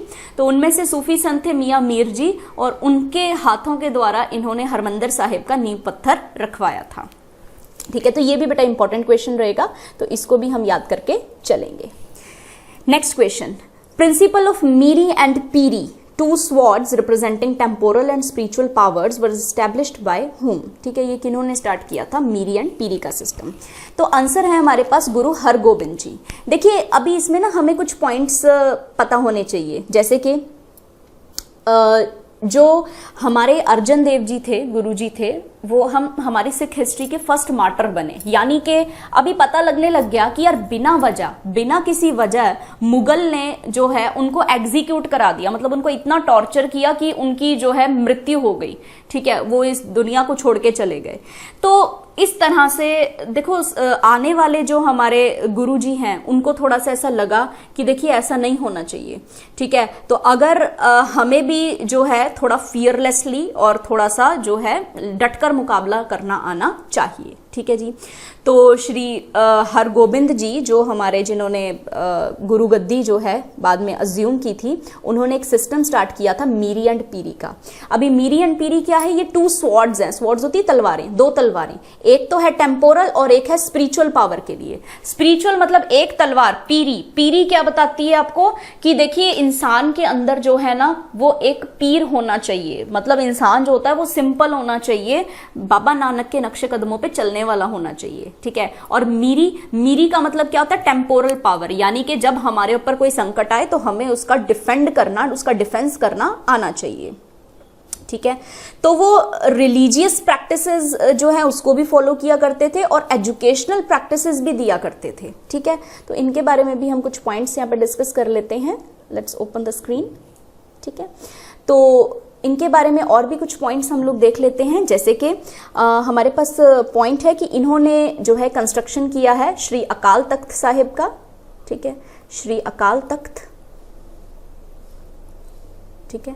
अकाल तख्त साहिब जो है हरमंदिर साहिब के बिल्कुल सामने, हरमंदिर साहिब के बिल्कुल सामने जो है इंस्टॉल्ड है, ठीक है। उनका जो है स्थापना जो है इन्होंने की थी, कंस्ट्रक्शन जो है इन्होंने करवाई थी, ठीक है। और बहुत सारे और भी कुछ रिफॉर्म्स वगैरह जो है ये लेके आए थे।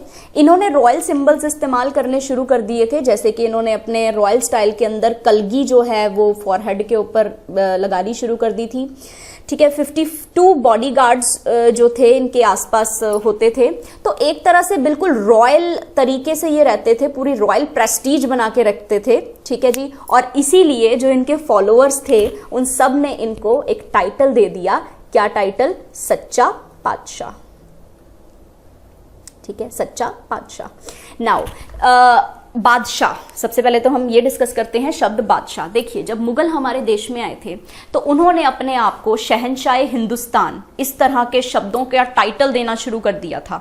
तो मतलब बादशाह जो शब्द था ना, वो मुगल लोग यूज करते थे। अभी हमारे गुरु हरगोबिंद जी जो हैं वो कहते हैं कि यार जो है हम भी जो हैं उनसे कोई कम नहीं है किसी भी चीज में, बस हम जो है फालतू में अत्याचार नहीं करते, वो लोग अत्याचार करते हैं।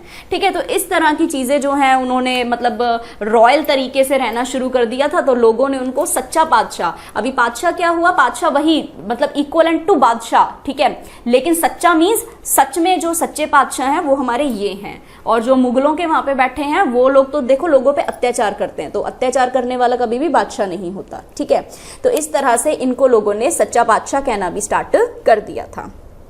ठीक है, तो बहुत ही रॉयल तरीके से ये रहते थे। ठीक है, तो इन्होंने और भी जैसे बहुत सारे काम किए, जैसे जत्थेदार वगैरह अपॉइंट करना। ठीक है, और हंटिंग वगैरह के अंदर इनको काफ़ी इंटरेस्ट होता था, तो इनकी डेली लाइफ भी ऐसी ही थी, पूरे रॉयल अटायर में रहते थे, हंटिंग वगैरह करते थे।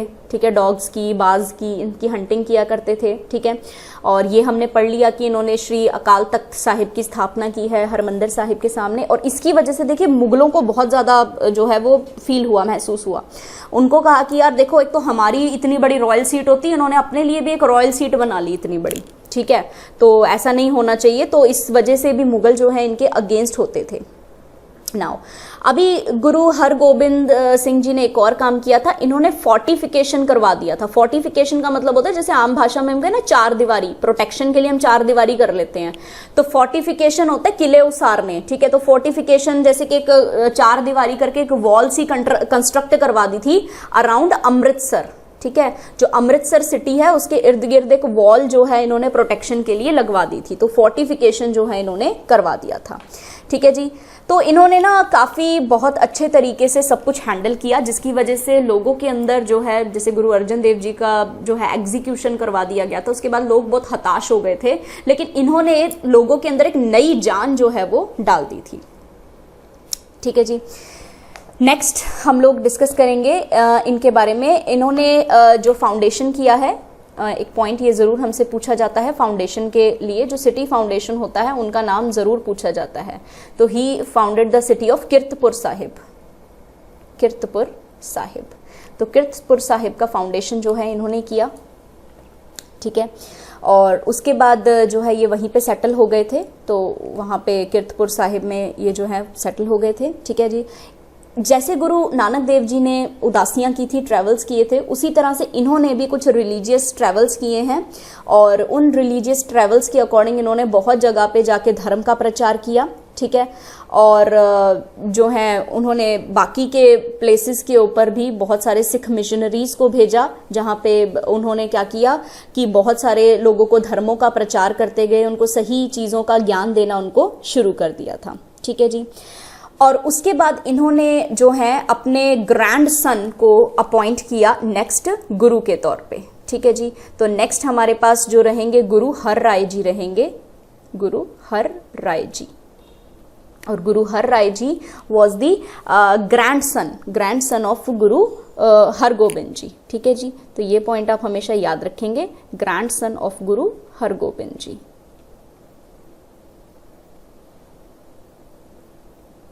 ठीक है, तो हमारे पास अब आते हैं क्वेश्चंस गुरु हर राय जी के बारे में। तो ग्रैंड सन थे गुरु हर राय जी, किनके ग्रैंड सन थे? गुरु हरगोबिंद जी के। ठीक है, तो गुरु हर राय जी के फादर साहब का नाम भी देख लेते हैं हम, वो थे भाई गुरदित्ता जी, भाई गुरदित्ता जी, गुरु हर राय जी के फादर साहब।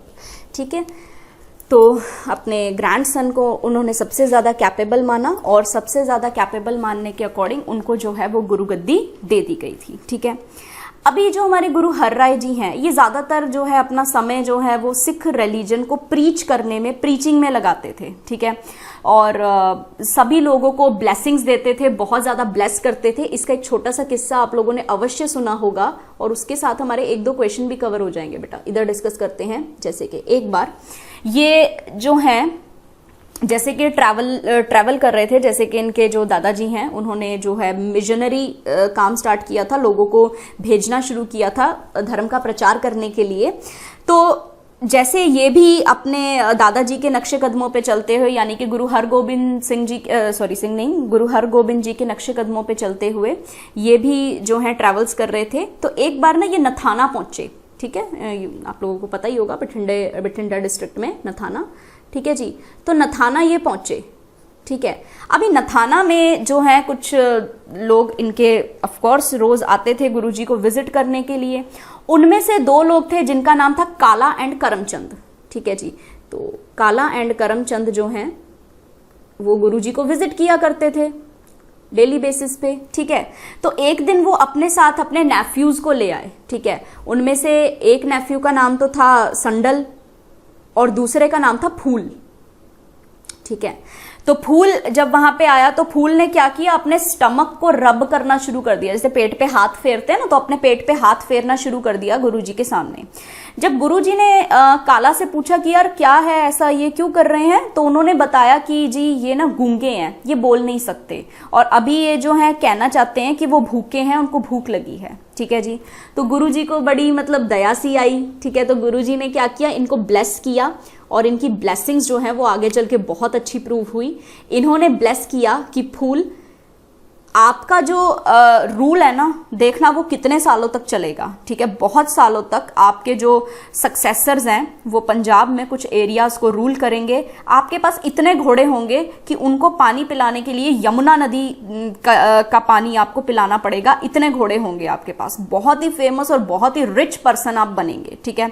और इस तरह की जो उनकी ब्लेसिंग्स थी गुरुजी की, वो सच भी साबित हुई। और इसी से हमारा बड़ा एक अच्छा क्वेश्चन बनता है, एक ऑलरेडी प्रीवियस ईयर क्वेश्चन है, ये आया हुआ पेपर में क्वेश्चन है, पंजाब गवर्नमेंट एग्जाम में आया हुआ क्वेश्चन है कि किन स्टेट्स को हम लोग फुल्कियां स्टेट्स के नाम से जानते हैं, फुल्कियां स्टेट्स, ठीक है। तो पैप्सू में से 3 स्टेट्स हैं, एक तो है पटियाला, एक है नाभा और एक है जींद। पटियाला, नाभा, जींद, ये जो 3 स्टेट्स हैं ना, ये फुल्कियां जो स्टेट्स के नाम से मशहूर हैं, क्योंकि इन तीनों के जो एंसेस्टर हैं, जो इनके बनाने वाले, जो इनके फादर साहब हैं, वो फूल हैं, ठीक है। तो चौधरी फूल जो हैं उनको बहुत ज़्यादा ब्लेसिंग्स मिली थी गुरु हर राय जी की, और इसी से इनका जो है वो आगे जो है इनकी नस्ल इतने सालों तक राज करके गई। ये सारे प्राइंसली स्टेट्स हैं हमारे, पटियाला, नाभा, जींद, मलेरकोटला वगैरह सब प्राइंसली स्टेट्स हुआ करते थे, ठीक है जी। नाउ नेक्स्ट इनके बारे में डिस्कस करते हैं। अभी आगे थोड़ा सा मुगल एम्पायर के बारे में भी हमें पता होना चाहिए कि मुगल एम्पायर अभी कैसा चल रहा है। तो अभी जो है राजगद्दी मुगल की हथियाने के लिए 2 जो हैं बेटे शाहजहां के, ठीक है। एक तो था औरंगजेब और सबसे बड़ा बेटा दारा शिको। अगर मैं दारा शिको की पर्सनालिटी देखिए, औरंगजेब तो बहुत ही ज्यादा क्रूल और भ्रष्ट राजा था, ठीक है। लेकिन अगर मैं दारा शिको के बारे में बात करूं तो शायद अगर दारा शिको रूल करते, औरंगजेब की जगह रूल करते, तो मुगल एम्पायर जो है इतनी ज्यादा जो बुराइयां औरंगजेब ने हासिल की हैं, शायद इतनी ज्यादा बुराइयां हासिल वो ना करते। तो अच्छे रिलेशंस होते मुगलों के साथ बाद में आगे चल के, अगर दारा शिको राजगद्दी पे होते। लेकिन दारा शिको और औरंगजेब में लड़ाई हुई, युद्ध हुआ, ठीक है, और दारा शिको हार गया। अभी दारा शिको खुद बहुत अच्छे थे, स्पिरिचुअल इंसान थे, पढ़ाई लिखाई में इनको बहुत इंटरेस्ट था। सभी ब्राह्मणों के पास बैठ के वेद में क्या लिखा है, उपनिषदों में क्या लिखा है, वो सब ये सुनते, पढ़ते, उनको कन्वर्ट करते, पर्शियन भाषा में लिखने की कोशिश करते। अब देखो संस्कृत से पर्शियन में कन्वर्ट करना ही बड़ा मुश्किल है, लेकिन ये बहुत बड़े स्कॉलर थे दारा शिको। तो दारा शिको जब हार गए थे औरंगजेब से, तो भाई वो चले गए, ठीक है। दारा शिको जो है पंजाब की तरफ आ गए। वहां पे उन्होंने गुरु हर राय जी की ब्लेसिंग्स ली, ठीक है। अभी गुरु हर राय जी ने उनको बहुत अच्छे से वेलकम किया, ठीक है, उनको बहुत अच्छे अच्छे प्रवचन दिए, उनको बहुत कुछ सिखाया, ठीक है। तो पहले भी वो गुरु जी के पास बहुत टाइम आया करते थे, लेकिन अभी औरंगजेब को तकलीफ होने लग गई। अभी औरंगजेब ने कहा कि यार गुरु जी इसको ब्लेस कर रहे हैं, कहीं ऐसा तो नहीं है कल को हमारे खिलाफ कोई आर्मी तैयार कर दे, ठीक है। तो ऐसा करते हैं, गुरु हर राय जी को बुलाते हैं दिल्ली और पूछते हैं उनसे कि आखिर उन्होंने दारा शिको को किस टाइप की हेल्प दी है, ठीक है। तो भाई औरंगजेब ने जो है बुला लिया गुरु हर राय जी को, ठीक है जी। अभी गुरु हर राय जी जो हैं वो खुद नहीं गए, ठीक है, लेकिन उन्होंने क्या किया, अपने बेटे को भेज दिया, अपने बेटे को जिनका नाम था राम राय, ठीक है, राम राय को दिल्ली भेज दिया। अभी जैसे ही राम राय दिल्ली जाते हैं तो औरंगजेब ने उनसे जो आसा दीवार में एक हिम लिखा हुआ है उसके अंदर मुसलमान का मतलब पूछा। ठीक है, वो हिम थोड़ा सा इस तरीके से है कि भी थोड़ा सा ऐसा लगता है कि मुसलमान को क्रिटिसाइज करने के लिए पूछा गया। ठीक है, तो राम राय जी ने बड़े ही चालाकी से आंसर दे दिया। एक तो वो थोड़े से डर गए थे, ठीक है, कि औरंगजेब कहीं मुझे मार ना दे, तो उन्होंने चालाकी से आंसर दे दिया कि जी मुसलमान ना वहां पे गलती से लिखा गया है, वहां पे शब्द आना था बेईमान। ठीक है, तो औरंगजेब ने तो चलो उनको भेज दिया वापस कि कोई बात नहीं, चलो ठीक है, वो तो सेटिस्फाई हो गया कि जब उन्होंने गलती से लिख दिया तो कोई बात नहीं है। लेकिन जो गुरु हर राय जी थे उनको बहुत दुख हुआ कि बाबा नानक की लिखी हुई चीजों के साथ आपने टैंपरिंग करी, उन चीजों को आपने जो है छेड़छाड़ की, वहां पे जो शब्द लिखा था आपने उसको बदल दिया डर के मारे। ठीक है, तो आज के बाद मेरे को अपनी शक्ल मत दिखाना। तो राम राय जी को ऐसा कह के जो है उनके वहां से निकाल दिया।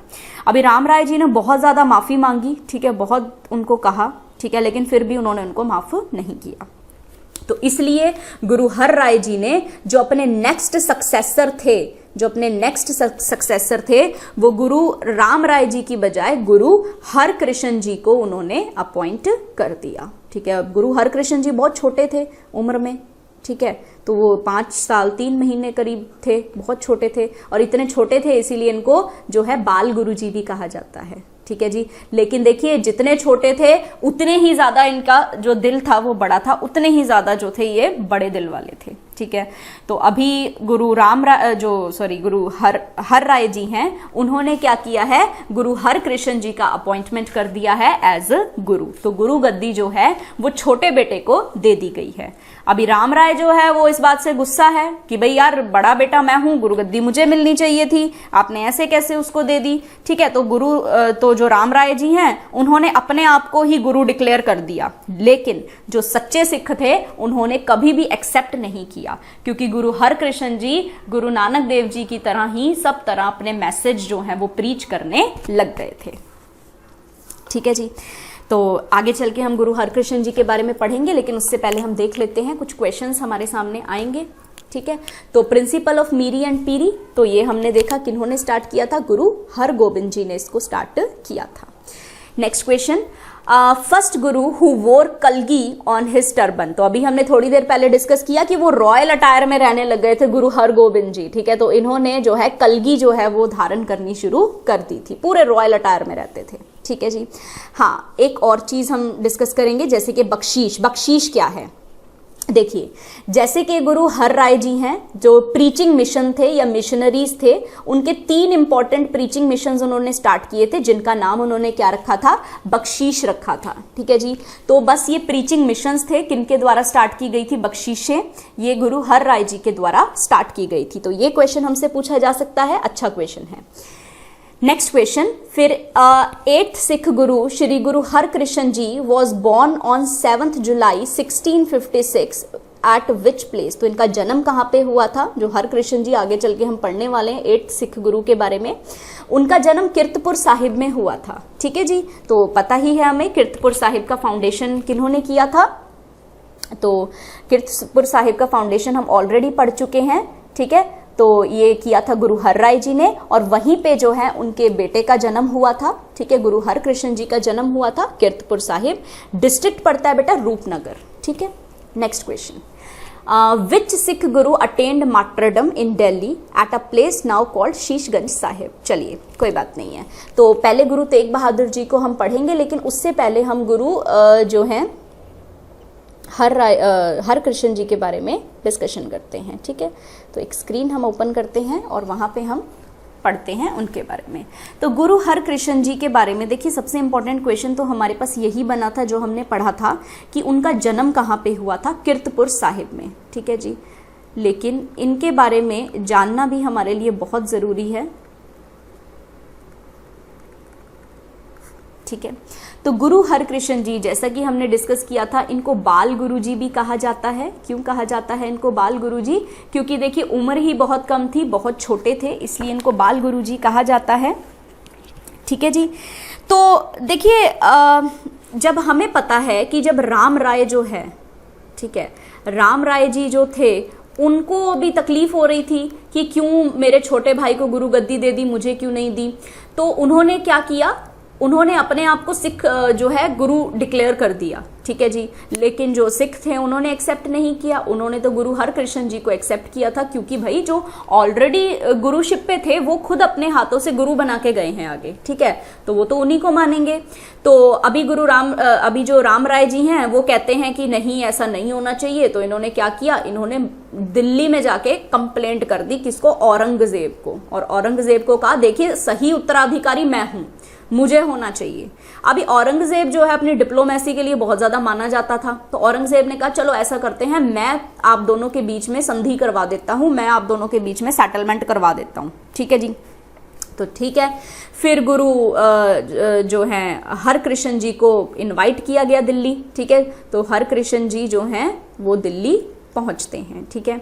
तो हरकृष्ण जी जैसे जैसे दिल्ली की तरफ अप्रोच करते हैं तो रास्ते में उन्होंने बहुत सारे लोगों को जो है मैसेजेस दिए अच्छे अच्छे, ठीक है। जब वो दिल्ली जाते हैं तो उनको राजा जयसिंह के पैलेस में रुकवाया जाता है, ठीक है। राजा जयसिंह के पैलेस में उनको रुकवाया जाता है।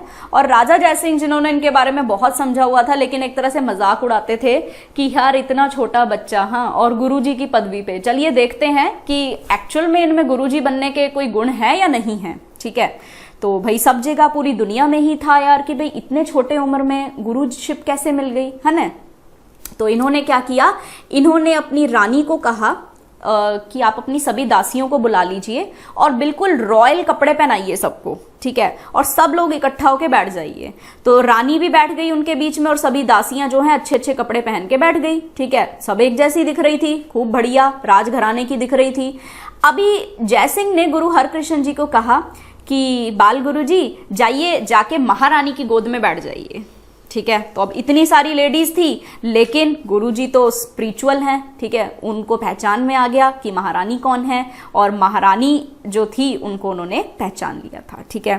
तो राजा जयसिंह जो है, उनके जो विजडम है गुरुजी के, उससे बहुत ज्यादा उसको इन्फ्लुएंस हुआ। उसने कहा कि बिल्कुल सही जो है उम्मीदवार चुना गया है गुरु गद्दी के लिए। और वहां पे ये जो किस्सा हमने किया, वहां पे अभी प्रेजेंटली है गुरुद्वारा बंगला साहिब, ठीक है। तो ये आप लोगों ने कभी सुना होगा, ये स्टोरी छोटा सा एनेक्डोट है, ये सुना होगा आप लोगों ने। तो गुरुद्वारा बंगला साहिब वहां पे जो है बनाया गया है, ठीक है जी। उसके बाद जब दिल्ली में गुरु हरकृष्ण जी रहते हैं तो वो देखते हैं कि यार दिल्ली में एक तो देखो औरंगजेब की वजह से लोग वैसे ही बड़े परेशान हैं, दूसरा बीमारी फैली हुई है, लोगों को डायरिया फैला हुआ है, बहुत ज्यादा अमाउंट में दस्त लगे हुए हैं, ठीक है। और लोग जो है स्मॉल पॉक्स जैसी डिजीज, जैसे कि चेचक वगैरह, खसरा वगैरह होता था ना, इस तरह से, तो ये सब चीजें जो है लोगों को बहुत ज्यादा अफेक्ट कर रही हैं, ठीक है। तो गुरु हरकृष्ण जी ने कुछ भी नहीं सोचा, इन्होंने और इनके सिखों ने सभी लोगों की सेवा करनी शुरू कर दी। अभी ऐसी बीमारी है देखिए स्मॉल पॉक्स, जो एक दूसरे से वायरल डिजीज है भाई, एक दूसरे से फैल जाती है। तो सेवा करते करते हमारे जो गुरु जी हैं उनको भी बहुत तेज फीवर हो गया, उनको भी जो है वो स्मॉल पॉक्स हो गया। अभी फीवर हो गया तो इतना हाई फीवर, अब उनको पता लग गया कि मेरा एंड नजदीक आ गया है, ठीक है जी, तो मैं जो है अभी इस दुनिया को छोड़ने वाला हूं। तो उन्होंने क्या किया, 5 पैसे का सिक्का मंगवाया, ठीक है, 5 पैसे का सिक्का मंगवाया, कॉइन मंगवाया, और एक कोकोनट मंगवाया, कोकोनट। उसको ना 3 बार उन्होंने सरकम एम्बुलेट किया, इस तरह से 3 बार उसको जो है वो गोल गोल घुमाया, ठीक है जी। और एक शब्द उन्होंने अपने मुंह से बोला, बाबा बकाला, बाबा बकाला। मतलब इस लाइन का मतलब क्या था, बाबा मतलब उनके दादाजी, और बकाला मतलब वो जगह जो अमृतसर के अंदर जो विलेज है बकाला, वहां पे जो गुरुजी हैं, वहां पे वो जो मेरे दादाजी हैं ना, वही बनेंगे आपके अगले गुरु। तो श्री गुरु तेग बहादुर जी, ठीक है, तेग बहादुर जी जो हैं वो कौन बने, वो हमारे 9th सिख गुरु बने, जो कि किनके द्वारा बनाए गए, गुरु हरकृष्ण जी के द्वारा। तो हरकृष्ण जी जो हैं ज्योति ज्योत समाने से पहले ये बोल के चले गए कि हमारे जो आपके जो अगले गुरु होंगे, जो गुरुशिप के ऊपर बैठेंगे, वो होंगे गुरु तेग बहादुर जी, जो एक्चुअली में कौन थे, उनके दादाजी थे, ठीक है जी, हिज ग्रैंडफादर। तो यहाँ तक हमारे पास एक पॉइंट आया, और इस पॉइंट के बाद हमने गुरु हरकृष्ण जी की जो लाइफ है उसको काफ़ी अच्छे से हमने डिस्कस किया, गुरुद्वारा बंगला साहिब के बारे में भी हमने डिस्कस किया। चलिए अब हमारे पास जो क्वेश्चन आया था हम उसके ऊपर चलते हैं। Now which Sikh Guru attained martyrdom in Delhi at a place now called Sheeshganj Sahib. ठीक है, किस जगह को हम शीशगंज साहिब कहते हैं? तो गुरु तेग बहादुर जी ने वहाँ पे जो है उनका मार्टरडम हुआ था, उनको जो है शहीदी दी गई थी। तो क्यों दी गई थी शहीदी, उसके बारे में भी जान लेते हैं। ठीक है जी, तो गुरु तेग बहादुर जी के बारे में पढ़ेंगे।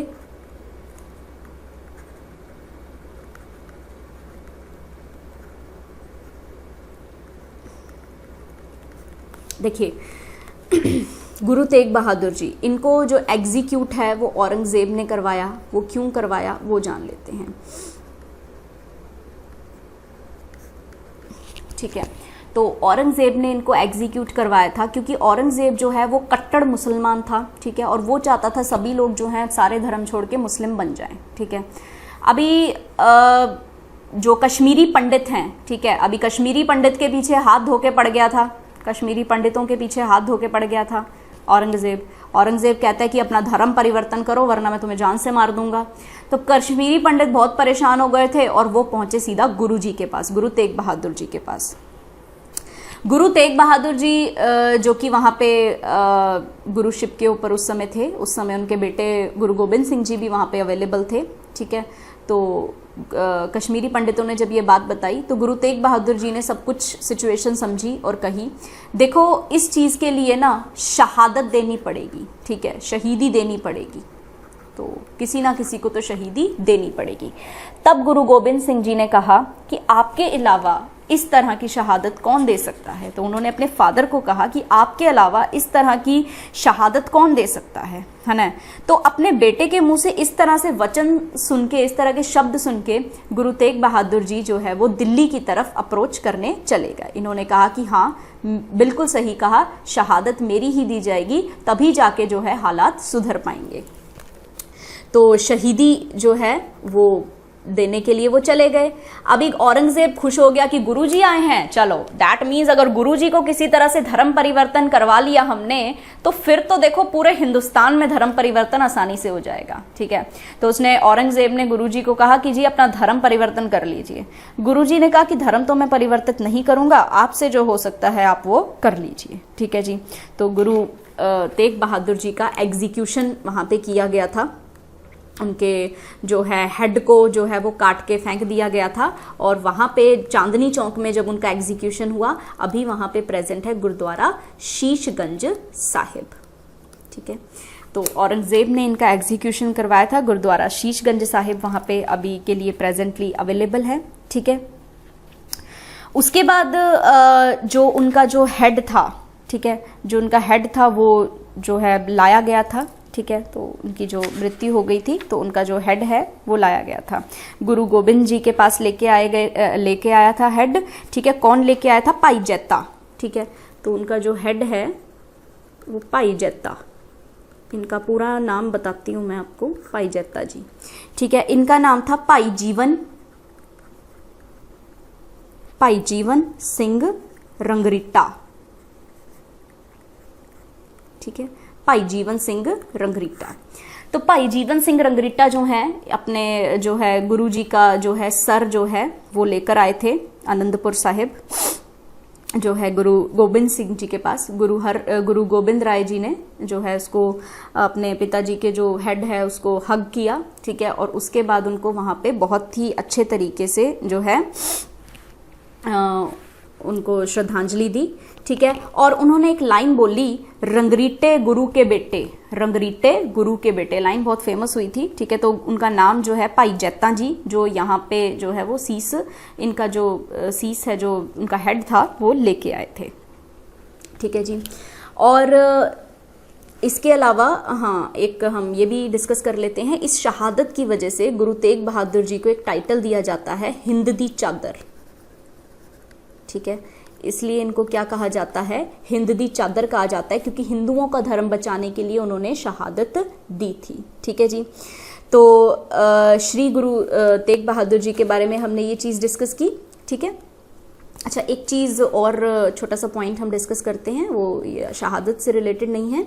देखिए, जब गुरु तेग बहादुर जी को मतलब बताया गया था कि ये गुरुजी बनेंगे आपके, गुरु हरकृष्ण जी ने कहा था कि ये आगे चल के आपके गुरुजी बनेंगे, तो बाबा बकाला साहेब से जो हैं वो आए थे, ठीक है। श्री गुरु तेग बहादुर जी, उनको जब गुरु आइडेंटिफाई किया था बाबा बकाला में, ठीक है, तो वहाँ पे जो है मक्खन शाह लुबाना, ठीक है, उन्होंने उनको जो है आइडेंटिफाई किया था, मक्खन शाह लुबाना ने, मक्खन शाह, अच्छा क्वेश्चन है ये, मक्खन शाह लुबाना, ठीक है। और उन्होंने एक लाइन बोली थी, गुरु लाडोरे, गुरु लाडोरे, मतलब गुरुजी मिल गए, गुरुजी मिल गए, ठीक है जी।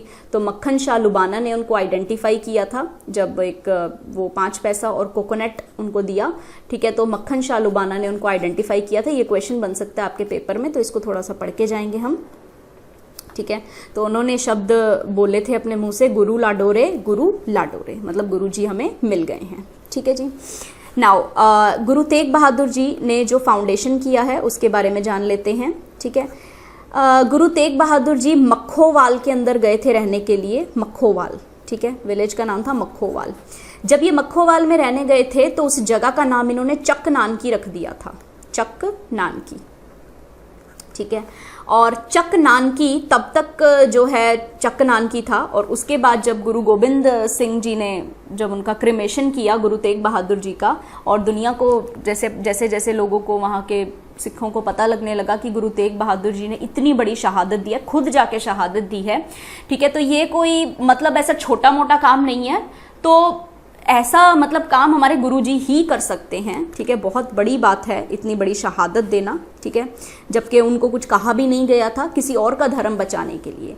तो इसलिए वहाँ सभी सिखों ने डिसाइड किया कि अब इस जगह को ना हम बड़े आनंद के साथ, इस इवेंट को बड़े आनंद के साथ हम लोग सेलिब्रेट करेंगे, और इसीलिए उस जगह का नाम चक नानकी यानी कि मखोवाल का नाम जो है वो पड़ गया आनंदपुर साहिब, ठीक है। तो आनंदपुर साहिब जो जगह है उसका नाम पहले था मखोवाल, विलेज था मखोवाल। जैसे ही गुरु तेग बहादुर जी वहाँ पे आते हैं, रहने आते हैं, तो वो उसका नाम चक नानकी रख देते हैं, ठीक है जी। और उसके बाद उनकी शहादत के बाद लोगों ने कहा कि यार इस चीज़ को रोध होके नहीं सेलिब्रेट करना, हमने इस चीज़ को हम लोग बहुत ही आनंद के साथ बताएंगे कि हमारे गुरुजी जो हैं वो इतनी महान शख्सियत के इंसान हैं जिन्होंने किसी और धर्म को बचाने के लिए अपने जो है सिर की शहादत दे दी। तो इसलिए उस खुशी को मनाते हुए जगह का नाम पड़ गया आनंदपुर साहिब, राइट। चलिए, तो अब क्वेश्चन देख लेते हैं। नेक्स्ट क्वेश्चन हमारे पास आता है, Shri Anandpur Sahib town was founded by Shri Guru Tegh Bahadur ji on June 1960-65। What was its original name? तो इसका ओरिजिनल नेम था मखोवाल, जो अभी हमने डिस्कस किया, और जिसका नाम इन्होंने रखा था चक नानकी, ठीक है। सो गाइज, आई होप आज का जो है ये लेक्चर आपको समझ में आया होगा। इन क्वेश्चंस के थ्रू हमने काफ़ी सारे जो हैं चीज़ों की नॉलेज हासिल की है। तो हम 9th सिख गुरु तक सब कुछ समझ चुके हैं, सीख चुके हैं। अब आगे चल के हमारे पास कुछ क्वेश्चंस आएंगे, उन क्वेश्चंस को हम जो है अपने नेक्स्ट लेक्चर के अंदर डिस्कस करते हैं। उन क्वेश्चंस में गुरु गोबिंद सिंह जी के बारे में पढ़ेंगे, ठीक है। खालसा जो है पंथ दी जड़ी स्थापना हुई है उसके बारे में हम पढ़ेंगे, ठीक है। और भी बाकी बंदा सिंह बहादुर वगैरह, इन सब से भी रिलेटेड हमारे पास क्वेश्चन आएंगे, और इसी तरह से धीरे धीरे हम लोग जो है आगे आगे लेक्चर्स पे मूव करते जाएंगे। तो आई होप ये क्वेश्चन दिखने में थोड़े हैं, लेकिन हमने बहुत कुछ आज डिस्कस किया है, और इससे बाहर आपका पेपर नहीं आएगा। तो वो थोड़ा सा आप लोग बस आपको रिवाइज करना है, ठीक है जी। तो ये चीज़ आप ज़रूर रिवाइज करके रखिए। तो मिलते हैं आपसे अगली क्लास के अंदर, और अगली क्लास में भी आपको जो है काफ़ी सारे इंपॉर्टेंट क्वेश्चंस हम लोग डिस्कस करेंगे, ठीक है। तब तक के लिए have a nice day, take care to all of you.